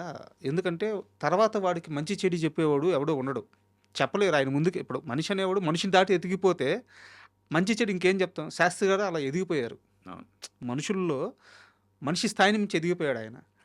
ఆ తరువాత ఆయనకి సార్ మీరు ఇది చేయొచ్చు ఇది చేయకూడదు అని చెప్పేవాళ్ళు లేరు, చెప్పకూడదు, చెప్పలేము అని చెప్పాను. బట్ శాస్త్రి గారికి ఆ విషయంలో వద్దు అని చెప్పిన ఒకే ఒక్క మనిషి ఆర్‌పి పట్నాయక్ అని చెప్తారు. అవునా? అది నాకు తెలియదు. నేనైతే చెప్పేవాడిని. ఆయన అనేవాళ్ళు కూడా, నీ ఒక్కడి విషయంలో నేను కొంచెం భయపడతాను అని. ఎందుకంటే డెఫినెట్గా ఆయన ఎంత తొందరగా వెళ్ళిపోవడానికి కారణం కూడా అదే అని నా ఫీలింగ్ సార్. స్మోకింగ్. లేకపోతే చాలా అంటే ఒక అపరమేధావి, అంత మంచి మనిషి, ఎలాంటి వేరే ఏ బ్యాడ్ హ్యాబిట్స్ లేవు. ఫ్యామిలీ అంటే చాలా ఇష్టం, కుటుంబాన్ని చాలా బాగా చూసుకునే మనిషి. సినిమాని ఎంత ప్రేమిస్తారు అనడానికి ఒక ఎగ్జాంపుల్ ఏంటంటే, మొత్తం సినిమాలో ఈ ఒక్క 4 లైన్లే మీరు రాయాలండి అన్న, ఆ 4 లైన్లు రాయడం కోసం మొత్తం సినిమా కథ విని ఆ కథ మొత్తాన్ని ఆ 4 లైన్లో చెప్పేంత గొప్ప మేధావి ఆయన. సార్. మిగతా పాటలన్నీ ఎవరైనా రాసి ఉండొచ్చు కాక, ఏమైనా చేసి ఉండొచ్చు కాక, కానీ ఆ 4 లైన్లు ఆయన ఏదైతే చెప్తారో అదే మొత్తం సినిమా ఉంటుంది. అంత గొప్ప సాహిత్యం అయింది. సింపుల్ ఎగ్జాంపుల్ అంటే ఇప్పుడు మీకు మనసంతా నువ్వులో కిటకిట తలుపులు తెరిచిన కనులకు పాట ఉంది. కంటతడి నాడు నేడు చెంప తడిమిందే చూడు చెమ్మలో ఏదో తేడా కనిపించలేదా. బా. అంటే తను లేనప్పుడు నువ్వు ఏడ్చావు, తను ఇప్పుడు దొరికాడు, ఇప్పుడు ఆనంద భాష్పాలు వస్తున్నాయి. చంపుతాడే రెండు రెండిటికి కంటతడి వచ్చింది. కంటతాడే. రెండు చెంప తడిమింది. ఆ చెమ్మలో తేడా కనిపిస్తుందా? బా. అంత డీప్గా ఎవరు ఆలోచిస్తారు. కథ ఉంది కదా సార్ మొత్తం. అలాగే. మూడు మాటల్లో కథ మొత్తం ఉంది. అలాగే సంతోషంలో పేరులో ప్రణయమా తీరులో ప్రళయమా అన్నాడు. పేరులో ప్రణయమా తీరులో ప్రళయమా ఒక్కొక్క అక్షరం మార్చి ఆ, 2 ఎక్స్ట్రీమ్స్ చెప్పేశాడు ఆయన. లవ్ని అవును. పేరేమో నీది ప్రణయం కానీ తీరేమో ప్రళయం అని అంత గొప్పగా రాయగలిగేది ఇంకెవరున్నారు? మహానుభావుడు సార్. అంటే ఇంకా ఆయన మా సీన్ అన్నట్టు, త్రివిక్రమ్ అన్నట్టు, అసలు ఆయన ఇండస్ట్రీకి ఆయన ఆయన ఆయన ఇంకా ఆయన మేధావితనాన్ని ఇంకా వాడుకోలేకపోయిందేమో ఇండస్ట్రీ. ఉమ్. అంత నాలెడ్జ్ ఉంది ఆయనకి అని నా ఫీలింగ్. Great man sir. మీ సీనునేనా? మీ త్రివిక్రమ్ శ్రీనివాసేనా? నిజంగా మీ త్రివిక్రమ్ శ్రీనివాసేనా? ఆబ్వియస్గా మేము మంచి ఫ్రెండ్స్, బెస్ట్ ఫ్రెండ్స్. బయట ఎవరు నమ్మట్లేదు సార్. నమ్మకపోతే నాకేం పోయింది? బయట వాళ్ళ కోసం మనం ఎందుకు బతకాలబ్బా? ఎవరు నమ్ముతారో ఎవరు నమ్మరో నాకెందుకు? సీన్ నమ్మితే చాలు, నేను నమ్మితే చాలు. అంటే మీకు ఈ ప్రశ్న నాకు తెలిసి కొన్ని 100 సార్లు ఎదురై ఉంటుంది. ఎందుకు మీరు త్రివిక్రమ్ గారు కలిసి పనిచేయలేదు అని చెప్పి. అది సీను కథ చేసినప్పుడు ఈ కథకి ఆర్పి అయితే బాగుంటుంది అని తను అనుకున్నప్పుడు నాకు డెఫినెట్గా పిలుస్తాడు. ఉమ్. అలాంటి కథ వచ్చినప్పుడు తను పిలిచినప్పుడు నేను వెళ్తాను. ఉమ్. అంతేగాని సీను కావాలని ఆర్పీకి ఇవ్వట్లేదు అని కానీ, ఉమ్. సీన్కి ఆర్పీకి పడదని కానీ అలాంటివి ఏం పెట్టుకోవద్దు మీరు. సార్ లేదు సార్, ఇది బయట చాలా మందికి ఉంది. అందుకని నేను ఒకసారి గట్టిగా అది అందరికి తెలిసేలా చెప్పాలని అంత రిపీటెడ్గా అడిగాను. ఏం పర్లేదు. ఒకటి, మేమిద్దరం ఎలా ఉన్నాం అనేది ఇంపార్టెంట్. ప్రొఫెషనల్గా కలిసి పనిచేస్తేనే వాళ్ళిద్దరూ బాగున్నట్టు, లేదంటే వాళ్ళిద్దరు బాగలేనట్టు, వాళ్ళిద్దరికి ఒకరి మీద ఒకరికి ప్రేమ లేనట్టు అంటే మాత్రం అది చాలా తప్పు అవుతుంది. Sir there will be so many factors. ఇప్పుడు ఆర్పి పట్నాయక్ మ్యూజిక్ డైరెక్టర్ పెట్టుకోవాలి అంటే త్రివిక్రమ్ ఒక్క డెసిషన్ ఉండదు. అక్కడ ఒక హీరో ఉంటాడు, ఒక ప్రొడ్యూసర్ ఉంటాడు, చాలామంది ఉంటారు. వాళ్ళందరినీ సర్పాస్ చేసి తను డెసిషన్ తీసుకోవడం అనేది ఎంతవరకు కరెక్ట్? తన కెరియర్ కూడా ఉంటుందిగా, అవునా కాదా? ఇప్పుడు నేను ఎప్పుడు ఒకటే నమ్ముతా, ఆర్పీని పెట్టుకుంటే 99% న్యాయం జరుగుతుంది, ఇంకొక అతను పెట్టుకుంటే 100% న్యాయం జరుగుతుంది అన్నప్పుడు సినిమా గురించి ఆలోచించి ఎవడైనా ఆ 100% ఎవరి వల్ల న్యాయం జరుగుతుందో వాళ్ళనే పెట్టుకోవాలంటాను నేను. ఓ 10 రూపాయలు ఎక్కువైనా సరే. ఎందుకంటే సినిమా ఈజ్ ఇంపార్టెంట్, మనుషులు కాదు. సార్ రేపు ఆర్పీని పెట్టుకుంటే 100% న్యాయం జరుగుతుంది, వేరే వాళ్ళని పెట్టుకుంటే 99% న్యాయం జరుగుతుంది అని అనుకున్నప్పుడు ఆర్పీనే పెట్టుకోవాలి. ఎందుకంటే ఆర్పీ వల్ల 100% న్యాయం జరుగుతుంది కదా. అక్కడ సినిమా ఇంపార్టెంట్, మనిషి కాదు. ఈ ఒక్క సీక్రెట్ నేను ఎప్పుడు నమ్ముతాను. కాబట్టి ఇప్పటివరకు నేను ఎప్పుడు కూడా ఎవరి దగ్గరికి వెళ్ళి మీ సినిమాలో నేను మ్యూజిక్ చేస్తానన్న వెళ్ళలేదు. సార్ 2002వ సంవత్సరంలో నిద్రపోయారా? తిన్నారా? రెస్ట్ ఉండిందా? మార్నింగ్ 4కి ఇంటికి వెళ్ళి మళ్ళీ 7కి వెనక్కి వచ్చేసి రికార్డింగ్లు చేసేవాళ్ళం. ఏదైనా వర్క్ అంటే నేను ఇన్వాల్వ్ కాని వర్క్ ఏమైనా, టెక్నికల్ వర్క్ ఏమైనా జరుగుతుంటే స్టూడియోలోనే నిద్రపోవడం ఇలాంటివి కూడా ఉన్నాయి. ఎన్ని సినిమాలు చేస్తారు సార్ ఒక 2002లోనే? అది నాకు నేను లెక్క పెట్టలేదు ఇప్పటివరకు. నేను ఎన్ని సినిమాలు చేశాను నాకు తెలియదు. ఇప్పటివరకు ఏమీ లెక్క పెట్టలేదు. 2002 వికీపీడియా ఓపెన్ చేసి లెక్కేస్తుంటే వస్తూ ఉన్నాయి. ఒక 16-15 వచ్చిన తర్వాత ఇంక లెక్కేసే ఓపిక లేక ఆగిపోయాను నేను. అవునా? ఏమో మరి. అంటే నేను ఫ్రాంక్గా నేను అన్ని హిట్లే. అదే నేను లెక్క పెట్టలేదు ఎప్పుడు. కొన్ని అయితే చాలా ప్రౌడ్ మూమెంట్స్ ఉన్నాయి. మ్యూజిక్ వరల్డ్ అని బంజారాహిల్స్ రోడ్ నెంబర్ 1లో ఉండేది. వాళ్ళు చార్ట్ బస్టర్స్ పెట్టేవాళ్ళు. టాప్ 10 చార్ట్ బస్టర్స్ పెడతారు. క్యాసెట్లు ఎలా సీరియల్ పెడతారు, 1, 2, 3, 4. ఎవ్రీ వీక్ కంపల్సరీ మేము వెళ్ళి చూసేవాళ్ళం. అదొక్కటే మాకు ఆట విడుపు. స్టూడియో బయటకు రావడం అంటే అదొకటే. వచ్చి ఆ చార్ట్ బస్టర్స్లో ఏమి ఉన్నాయని చూసుకోవడం అన్నమాట. అలాగా ఒక particular week first, second, third 3 నావే ఉన్నాయి. ఓకే. అది ఏ సంవత్సరం ఏ సినిమాలు గుర్తులేదు కానీ బట్ అది one of the best moments. Santosham cinema release అయ్యే ముందు నేను ఈ ఓడి వాడొచ్చో లేదో తెలియదు కానీ నాగార్జున గారికి హిట్స్ లేవు. చాలా రోజుల నుంచి హిట్ లేదు నాగార్జున గారికి. సంతోషం మ్యూజికల్ హిట్. అంటే అద్భుతమైన చాలా సున్నితమైన కథ ఉంటుంది, అద్భుతమైన స్క్రీన్ ప్లే ఉంటుంది. బట్ పాటలు అద్భుతంగా ఉంటాయి. ఆ పాటలు విన్న తర్వాత నాగార్జున గారు మీతో ఏమన్నారు? ఎన్నాళ్ళు ఎక్కడికి వెళ్ళిపోయారు అన్నట్టు ఫస్ట్ క్వశ్చన్ ఆయన అడిగింది ఇది. ఆ, so much to say that I love you song recording అప్పుడు ఆయన స్టూడియోకి వచ్చారు. ఉమ్. వచ్చి విని ఎన్నాళ్ళు ఎక్కడికి వెళ్ళిపోయారు మీరు అన్నారు. అదేంటి అప్పటికే మీరు చాలా పెద్ద ఇట్లా అవును, అంటే మన ఇద్దరం ఎందుకు కలిసి పని చేయలేదనే ఫీలింగ్ వచ్చిందేమో ఆయనకి. ఆ. అది ఆ క్వశ్చన్ అడిగారు. దశరథ్ గారితో మిగతా అందరి దర్శకుల కంటే కూడా ఆయన చాలా కొత్తవారైనా సరే ఆర్పీకి చాలా మంచి బాండింగ్ ఉంటుంది అని చెప్తారు. ఎందువల్ల దశరథ్ నేను ఇండస్ట్రీ రాకముందు నుంచి ఫ్రెండ్స్. సార్? నేను సునీల్ త్రివిక్రమ్ రూమ్మేట్స్ కదా.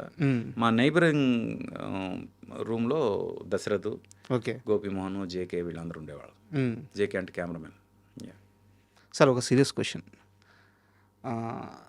నీ మ్యూజిక్ వల్ల సినిమాకి మార్కెట్ అవ్వట్లేదు అని ఎవడో ఒక మాట అంటే, ఇన్ని వందల అద్భుతమైన పాటలు ఇచ్చిన ఆర్పి పట్నాయక్ సినిమాలు ఇంక నేను చేయను అని నిర్ణయం తీసుకోవడం ఏంటి?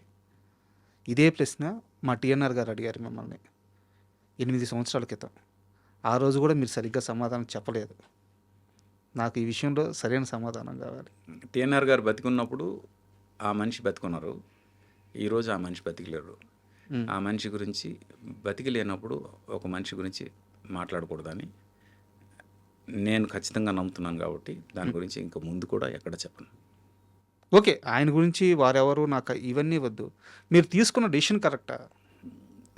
నేను ఈరోజు ఇక్కడ ఇంటర్వ్యూ చేస్తాను, చాలు. కరెక్టా కాదా మీరే డిసైడ్ చేయండి. మీకు అది చాలు సార్. మీ ఇప్పుడు కూర్చున్నాం, ఎన్ని గొప్ప పాటల గురించి మాట్లాడుకున్నాం. మంచి సంగీతం ఇవ్వగల స్థాయి ఉన్న వ్యక్తి. అలాంటి వ్యక్తి ఎందుకు ఆపేయాలి అనేది చాలామంది బాధ. పైగా మీరు స్టేట్మెంట్ ఇచ్చారు. అవును, అప్పుడు ఇద్దరు చాలా గట్టిగా నన్ను ఆపే ప్రయత్నం చేశారు నా స్టేట్మెంట్ని. ఎవరు సార్? ఒకటి మా సీను త్రివిక్రమ్ కూర్చోబెట్టి మరి క్లాస్ పీకాడు, ఎందుకన్నా డెసిషన్ తీసుకుంటున్నాం అని. ఇంకోటి కోటి గారు. వీళ్ళిద్దరూ నాకు చాలా గట్టిగా క్లాస్ పీకారు, ఎందుకు అంత బ్లంట్ డెసిషన్ తీసుకుంటున్నాం అని. బట్ కొన్నిసార్లు మనం రైట్ అనే ఫీలింగ్ వచ్చినప్పుడు ఎవరి మాట వినం కదా సార్. కన్విన్స్ అవ్వలేదు సార్ నేను ఇప్పటికీ. అంటే నేను కన్విన్స్ అయ్యాగా. మీరు కోటి గారి ప్రస్తావన తీసుకొచ్చారు కాబట్టి ఒక డౌట్ సార్, ఇలా అడగొచ్చా లేదో. మణిశర్మ గారు, కోటి గారు,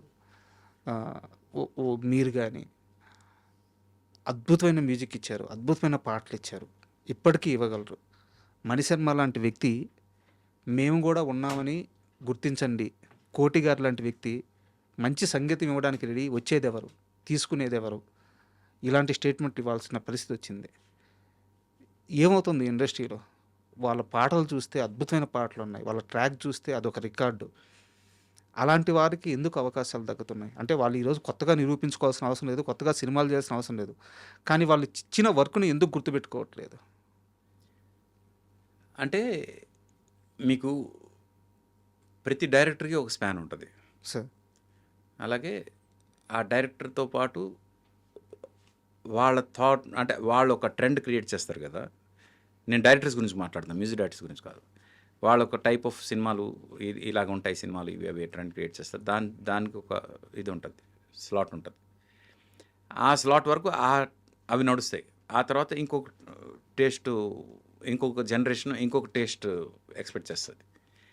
ఎప్పుడైతే డైరెక్టర్స్ తాలూకా ఎరా మారుతుందో ఆటోమేటిక్గా ఆ డైరెక్టర్స్తో పాటు పనిచేసిన మ్యూజిక్ డైరెక్టర్స్ తాలూకా ఎరా కూడా మారిపోతుంది. As simple as that. అందుకు ఇప్పుడు ఎవరైతే ఫుల్ హైలో ఉన్నారో వీళ్ళే ఇంకొక 10 ఏళ్ళ తర్వాత కంటిన్యూ అవుతారని గ్యారంటీ లేదు. ఎందుకంటే నెక్స్ట్ వచ్చేవాళ్ళు అప్పుడు జనరేషన్కి ఏం కావాలో అది దాంతో రెడీగా ఉంటారు. అయితే ఆల్రెడీ వెళ్ళిపోయిన వాళ్ళు ఇప్పుడున్న జనరేషన్కి ఏమి ఇవ్వలేరా అంటే, ఇవ్వగలరా లేదో టెస్ట్ చేసే ధైర్యం ఎవరికీ లేదు. కరెక్ట్ వర్డ్ సార్, అది జరగట్లేదు. అండ్ నా దగ్గర ఒక కంపారిజన్ ఉంది. మీరు మ్యూజిక్ డైరెక్టర్గా ఫుల్ స్వింగ్లో ఉన్నారు, అద్భుతమైన పాటలు ఇస్తున్నారు, ఆల్ ఆఫ్ సడన్గా యాక్టింగ్ వైపు వెళ్ళిపోయారు. మీకు బాగా నచ్చిన మ్యూజిక్ డైరెక్టర్ దేవిశ్రీ ప్రసాద్ గారు కూడా ఆయన ఇప్పుడు ఫుల్ స్వింగ్లో ఉన్నారు, ఇప్పుడు మళ్ళీ హీరోగా ఆయన స్టార్ట్ చేశారు. దేవి నిర్ణయం కరెక్ట్ అంటారా, రాంగ్ అంటారా? అంటే మీకు ఆయన మీద వాత్సల్యం ఉంది కాబట్టి చెప్పండి. దేవి యాక్టింగ్ చేస్తే బాగుంటుందని నేను ఫీల్ అయ్యాను. అవునా? నేను మొదటి నుంచి ఫీల్ అయ్యాను. ఎందుకంటే he's a very good looking. Hmm. At the same time he can act. Hmm. తను ఏదో సినిమా చేస్తే నేను కన్విన్స్ అయ్యేవాడినో కాదో తెలీదు గానీ, ఈ సినిమా మాత్రం డెఫినెట్‌గా కన్విన్స్ అవుతున్నాను. హ్మ్. ఎందుకంటే ఆ లుక్ గానీ, తను తీసుకున్న డెసిషన్ గానీ 2 బాగున్నాయి అనిపించింది నాకు. సార్. సినిమా చూసిన తర్వాత నేను చెప్పగలను. హ్మ్. నేనెందుకు దీని గురించి పర్టిక్యులర్‌గా చెప్తున్నానంటే, 'సీను వాసంతి లక్ష్మి' నేను యాక్టింగ్ చేస్తున్నప్పుడు చాలామంది నన్ను తిట్టారు. నీకు అవసరమా యాక్టింగ్? దట్టు ఇంత ఛాలెంజింగ్ క్యారెక్టర్ చేస్తున్నావు అని. హ్మ్. అదే జనం థియేటర్‌కొచ్చి ఫస్ట్ డే ఈ సినిమా చూసి మళ్ళీ వీడిని ఇంకొకసారి తిట్టడానికి అవకాశం వస్తుంది అని థియేటర్‌కొచ్చి సినిమా చూసి అదే జనం ఫోన్ చేసి, "ఈ క్యారెక్టర్ నువ్వు కాకుండా ఇంకెవరు చేసున్నా మేము కన్విన్స్ అయ్యేవాళ్ళం కాదేమో. అంత గొప్పగా చేసావు. నువ్వే చేయాలి చేసావు" అని పొగిడినోళ్ళున్నారు. సార్. ఈరోజు 'దేవి' గురించి ఎవరైనా నెగెటివ్‌గా మాట్లాడుతుంటే, రేపు 'సీను వాసంతి లక్ష్మికి' జరిగిన సీనే రిపీట్ అవుద్దని నా ఫీలింగ్. కానీ బాగా ఇష్టం ఉంటది కదా 'దేవిశ్రీ ప్రసాద్' అంటే మీకు? తన ఎనర్జీ చాలా, తన సాంగ్స్‌లో ఎనర్జీ ఉంటది. సార్. దట్టు సాహిత్యం బ్లడ్‌లో ఉంది కదా తనకి. హ్మ్. అందుకు తన సినిమాల్లో సాహిత్యం అనేది చాలా అందంగా ఉంటది. ఈ రెండిటికి నేను ఫ్యాన్‌ని. సార్. నాన్నగారి మరణం విషయంలో చాలా బాధపడ్డారంట. అండ్ చాలా వైద్యం పట్ల గూడా అంటే డాక్టర్స్ పట్ల గూడా చాలా ఇరిటేట్ అయ్యారంట. ఒక రకంగా నరకం అనుభవించారట. అంటే ఇరిటేట్ అని కాదు గానీ, క్యాన్సర్ అనేది ఎలా ఉంటదంటే, అది తెలిసినప్పుడు క్యూర్ అయిపోతే బాగున్ను అనే ఫీలింగ్ ఉంటది. కానీ అది ఒక పాయింట్ వచ్చిన తర్వాత వాళ్ళు సఫర్ అవ్వడం చూసి, వీళ్ళు తొందరగా వెళ్ళిపోతే బాగున్ను అనే ఫీలింగ్ వస్తది. మా నాన్నగారు తొందరగా దేవుడు తీసుకెళ్ళిపోవాలి అనే ఫీలింగ్ మాకు కలిగింది. ఎందుకు అంటే, మనం ఎక్కువ ఇష్టపడే వ్యక్తి సఫర్ అవ్వడం మనం చూడలేము. సార్. ఎంత క్లోజ్ ఉన్నా వీళ్ళు సఫర్ అవుతూ ఇలాగే మన మధ్యలో బతకాలి అనుకుంటే అంతకన్నా సాడిజం ఇంకోటి ఉండదు. అందుకు మేము లిటరల్‌గా ప్రే చేసాం. ఇంత సఫరింగ్ వద్దు దేవుడా, తీసుకెళ్ళిపో అని. అది నాకు తెలిసి ఆ ఫేజ్‌లో వెళ్తున్న ప్రతి ఒక్కళ్ళకి ఆ ఫీలింగ్ ఉంటది. మాకు అదే ఫీలింగ్ వచ్చింది. అయితే నేనేంటంటే క్యాన్సర్ విషయంలో ఇప్పుడున్న కన్వెన్షనల్ ట్రీట్మెంట్స్ ఏవైతే ఉన్నాయో, కీమోథెరపీ గానీ, రేడియేషన్ గానీ, ఇవి కరెక్ట్ కాదని నా ఫీలింగ్.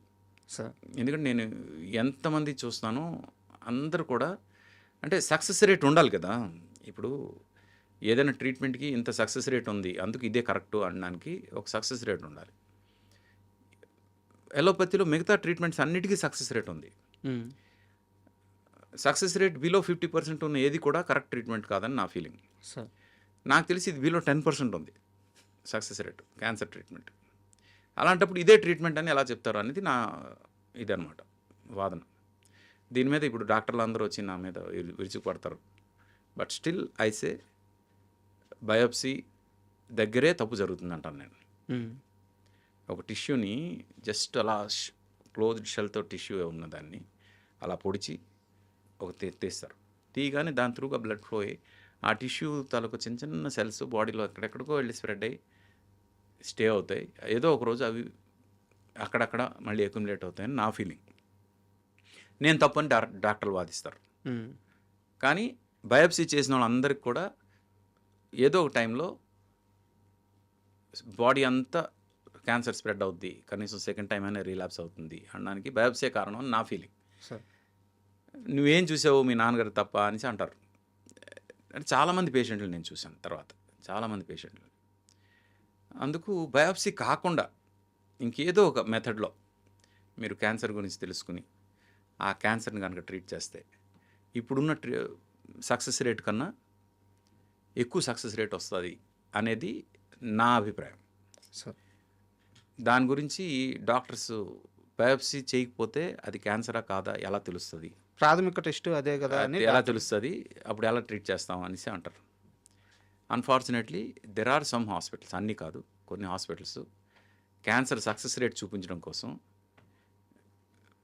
క్యాన్సర్ సెల్స్ కానీ ట్యూమర్స్ని కూడా క్యాన్సర్ అని చెప్పి ట్రీట్ చేసేసి ఇది సక్సెస్ అయిందని చెప్పిన సందర్భాలు ఉన్నాయి. బా. అలాంటప్పుడు బయాప్సీ కాకుండా ఇంకొక మెథడ్లో మీరు క్యాన్సర్ని గుర్తించి దాని మీద ట్రీట్ చేస్తే సక్సెస్ రేట్ పెరుగుతుంది అని నేను అభ్యర్థిస్తున్నాను డాక్టర్స్కి. అది కనుక కరెక్ట్గా చేస్తే బాగుంటుందని. నేను సింపుల్గా కోవిడ్ గురించి కూడా చెప్తా. కోవిడ్ మీకు ఫస్ట్ వేవ్ కన్నా సెకండ్ వేవ్లో ఎక్కువ మంది జనం చనిపోయారు. చనిపోయింది ఎక్కువ. అవును సార్. ఎందుకు? ఎందుకంటే ఫస్ట్ వేవ్లో అందరూ ఇళ్లలో ఉన్నారు, సార్. ఎవరు బయటికి రాలే. సెకండ్ వేవ్కి వచ్చేసరికి ఈ ఫస్ట్ వేవ్లో ఇళ్లలో ఉన్న వాళ్ళందరికీ వైటమిన్ డి లెవెల్స్ బాగా పడిపోయాయి. విటమిన్ డి లెవెల్స్ ఎవరెవరికైతే స్ట్రాంగ్గా ఉన్నాయో వాళ్ళందరూ బతికారు, ఎవరెవరికైతే అవి తక్కువ ఉన్నాయో వాళ్ళందరూ చనిపోయారు. సార్. ఈవెన్ ఫస్ట్ వేవ్లో చనిపోయిన వాళ్ళకి కూడా విటమిన్ డి లెవెల్స్ తక్కువ ఉండడం వల్లే చనిపోయారు. One of the major reasons. మిగతా రీజన్స్ ఏమైనా ఉండొచ్చు కాక, విటమిన్ డి అనేది ఇమ్యూనిటీ బూస్టర్ అనమాట. ఆ ఇమ్యూనిటీని కరెక్ట్గా డిసైడ్ చేసింది విటమిన్ డి. నేను నా లైఫ్లో చూశాను, మా అమ్మకి నాకు ఒకేసారి ఇది వస్తే, కోవిడ్ వస్తే నేను హాస్పిటలైజ్ అయ్యాను, మా అమ్మ ఇంట్లో ఉంది. ఇద్దరం ఈక్వల్గా సఫర్ అయినా మా అమ్మకి ఎలాంటి ప్రాబ్లం రాలేదు, నాకు ప్రాబ్లం వచ్చింది. మా అమ్మకి ఎందుకు ప్రాబ్లం రాలేదంటే జస్ట్ 1 month ముందు తనకు విటమిన్ డి లెవెల్స్ పడిపోయాయి అనే ఉద్దేశంతో తను ట్రీట్మెంట్ తీసుకుంది విటమిన్ డికి. ఓకే. నాకన్నా ఎక్కువ వలనరబుల్ మా అమ్మ ఏజ్ ప్రకారం, కానీ మా అమ్మ was safe compare to me. నాకు వైటమిన్ డి లెవెల్స్ తక్కువ ఉండేవి. అందుకు డాక్టర్స్ చేసిన తప్పు ఏంటి, మీరు ఈ పారాసిటమాల్స్ తీసుకోండి, ఇవి తీసుకోండి, అవి తీసుకోండి, ఇవన్నీ పక్కన పెట్టుకోండి, ఇలాంటివి పెట్టుకోండి, ఇవన్నీ చెప్పారు. కానీ మీరు వైటమిన్ డి లెవెల్స్ కరెక్ట్గా మెయింటైన్ చేయండి అని చెప్పుంటే సెకండ్ వేవ్లో అంతమంది చనిపోయేవాళ్ళు కాదు, ఈవెన్ ఫస్ట్ వేవ్లో కూడా అంతమంది చనిపోయేవాళ్ళు కాదు. ఇప్పుడు ఈ పాడ్కాస్ట్ వల్ల ఏదైనా మంచి జరుగుతుంది అంటే నేను అందరికీ చెప్పేది ఏంటంటే, మన లైఫ్ మోస్ట్ అన్సర్టెన్. మనకి ఏదైనా వైరస్ ఎనీ మూమెంట్ అటాక్ అవ్వచ్చు.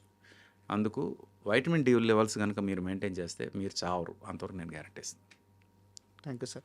సార్, మీ కెరీర్లో మీరు చేసిన పాటలన్నీ కానీ ఒకసారి చూస్తే ఆర్పి పట్నాయక్ రిస్క్ చేశారా, కొత్తగా ట్రై చేశారా? ఆయన తన పద్ధతి శైలి దాటి చేసిన పాట ఒకటి, ఆ రీమేక్ 2002 వరకు చూడలేదు ఇంతవరకు. ఆ పాట ఎందుకు చేయాల్సి వచ్చింది? అది మళ్ళీ ఎందుకు క్రియేట్ చేయాల్సి వచ్చింది?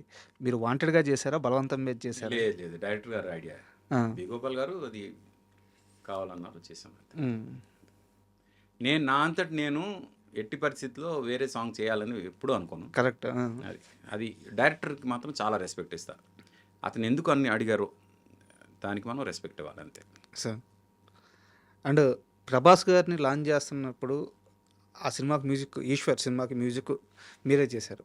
బట్ మీ కెరీర్ మొత్తం చూసుకుంటే ఒక మాస్ సినిమాకి, అంటే అంత మాస్ సినిమాలకి, మాస్ హీరోలను ఎస్టాబ్లిష్ చేసే సినిమాలకి వర్క్ చేసిన తక్కువ, లవ్ మూవీస్కి ఎక్కువ చేశారు.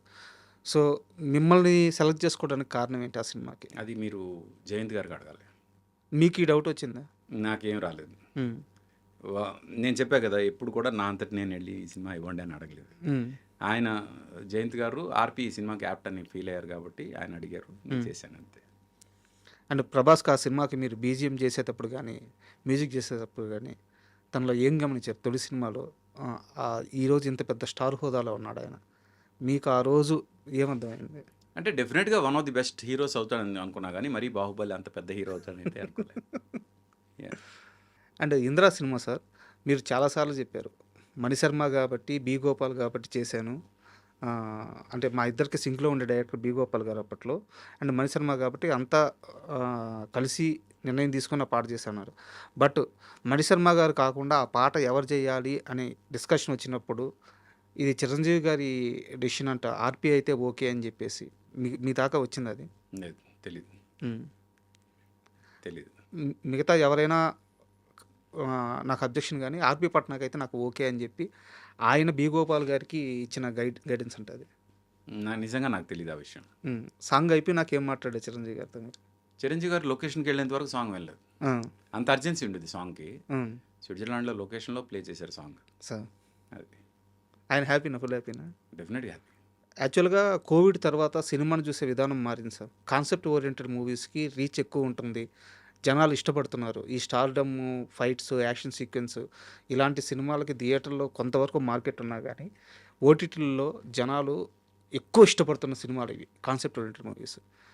మీ కెరీర్ మొత్తం డైరెక్ట్గా చేసిన సినిమాలన్నీ అలాంటి సినిమాలే చేశారు.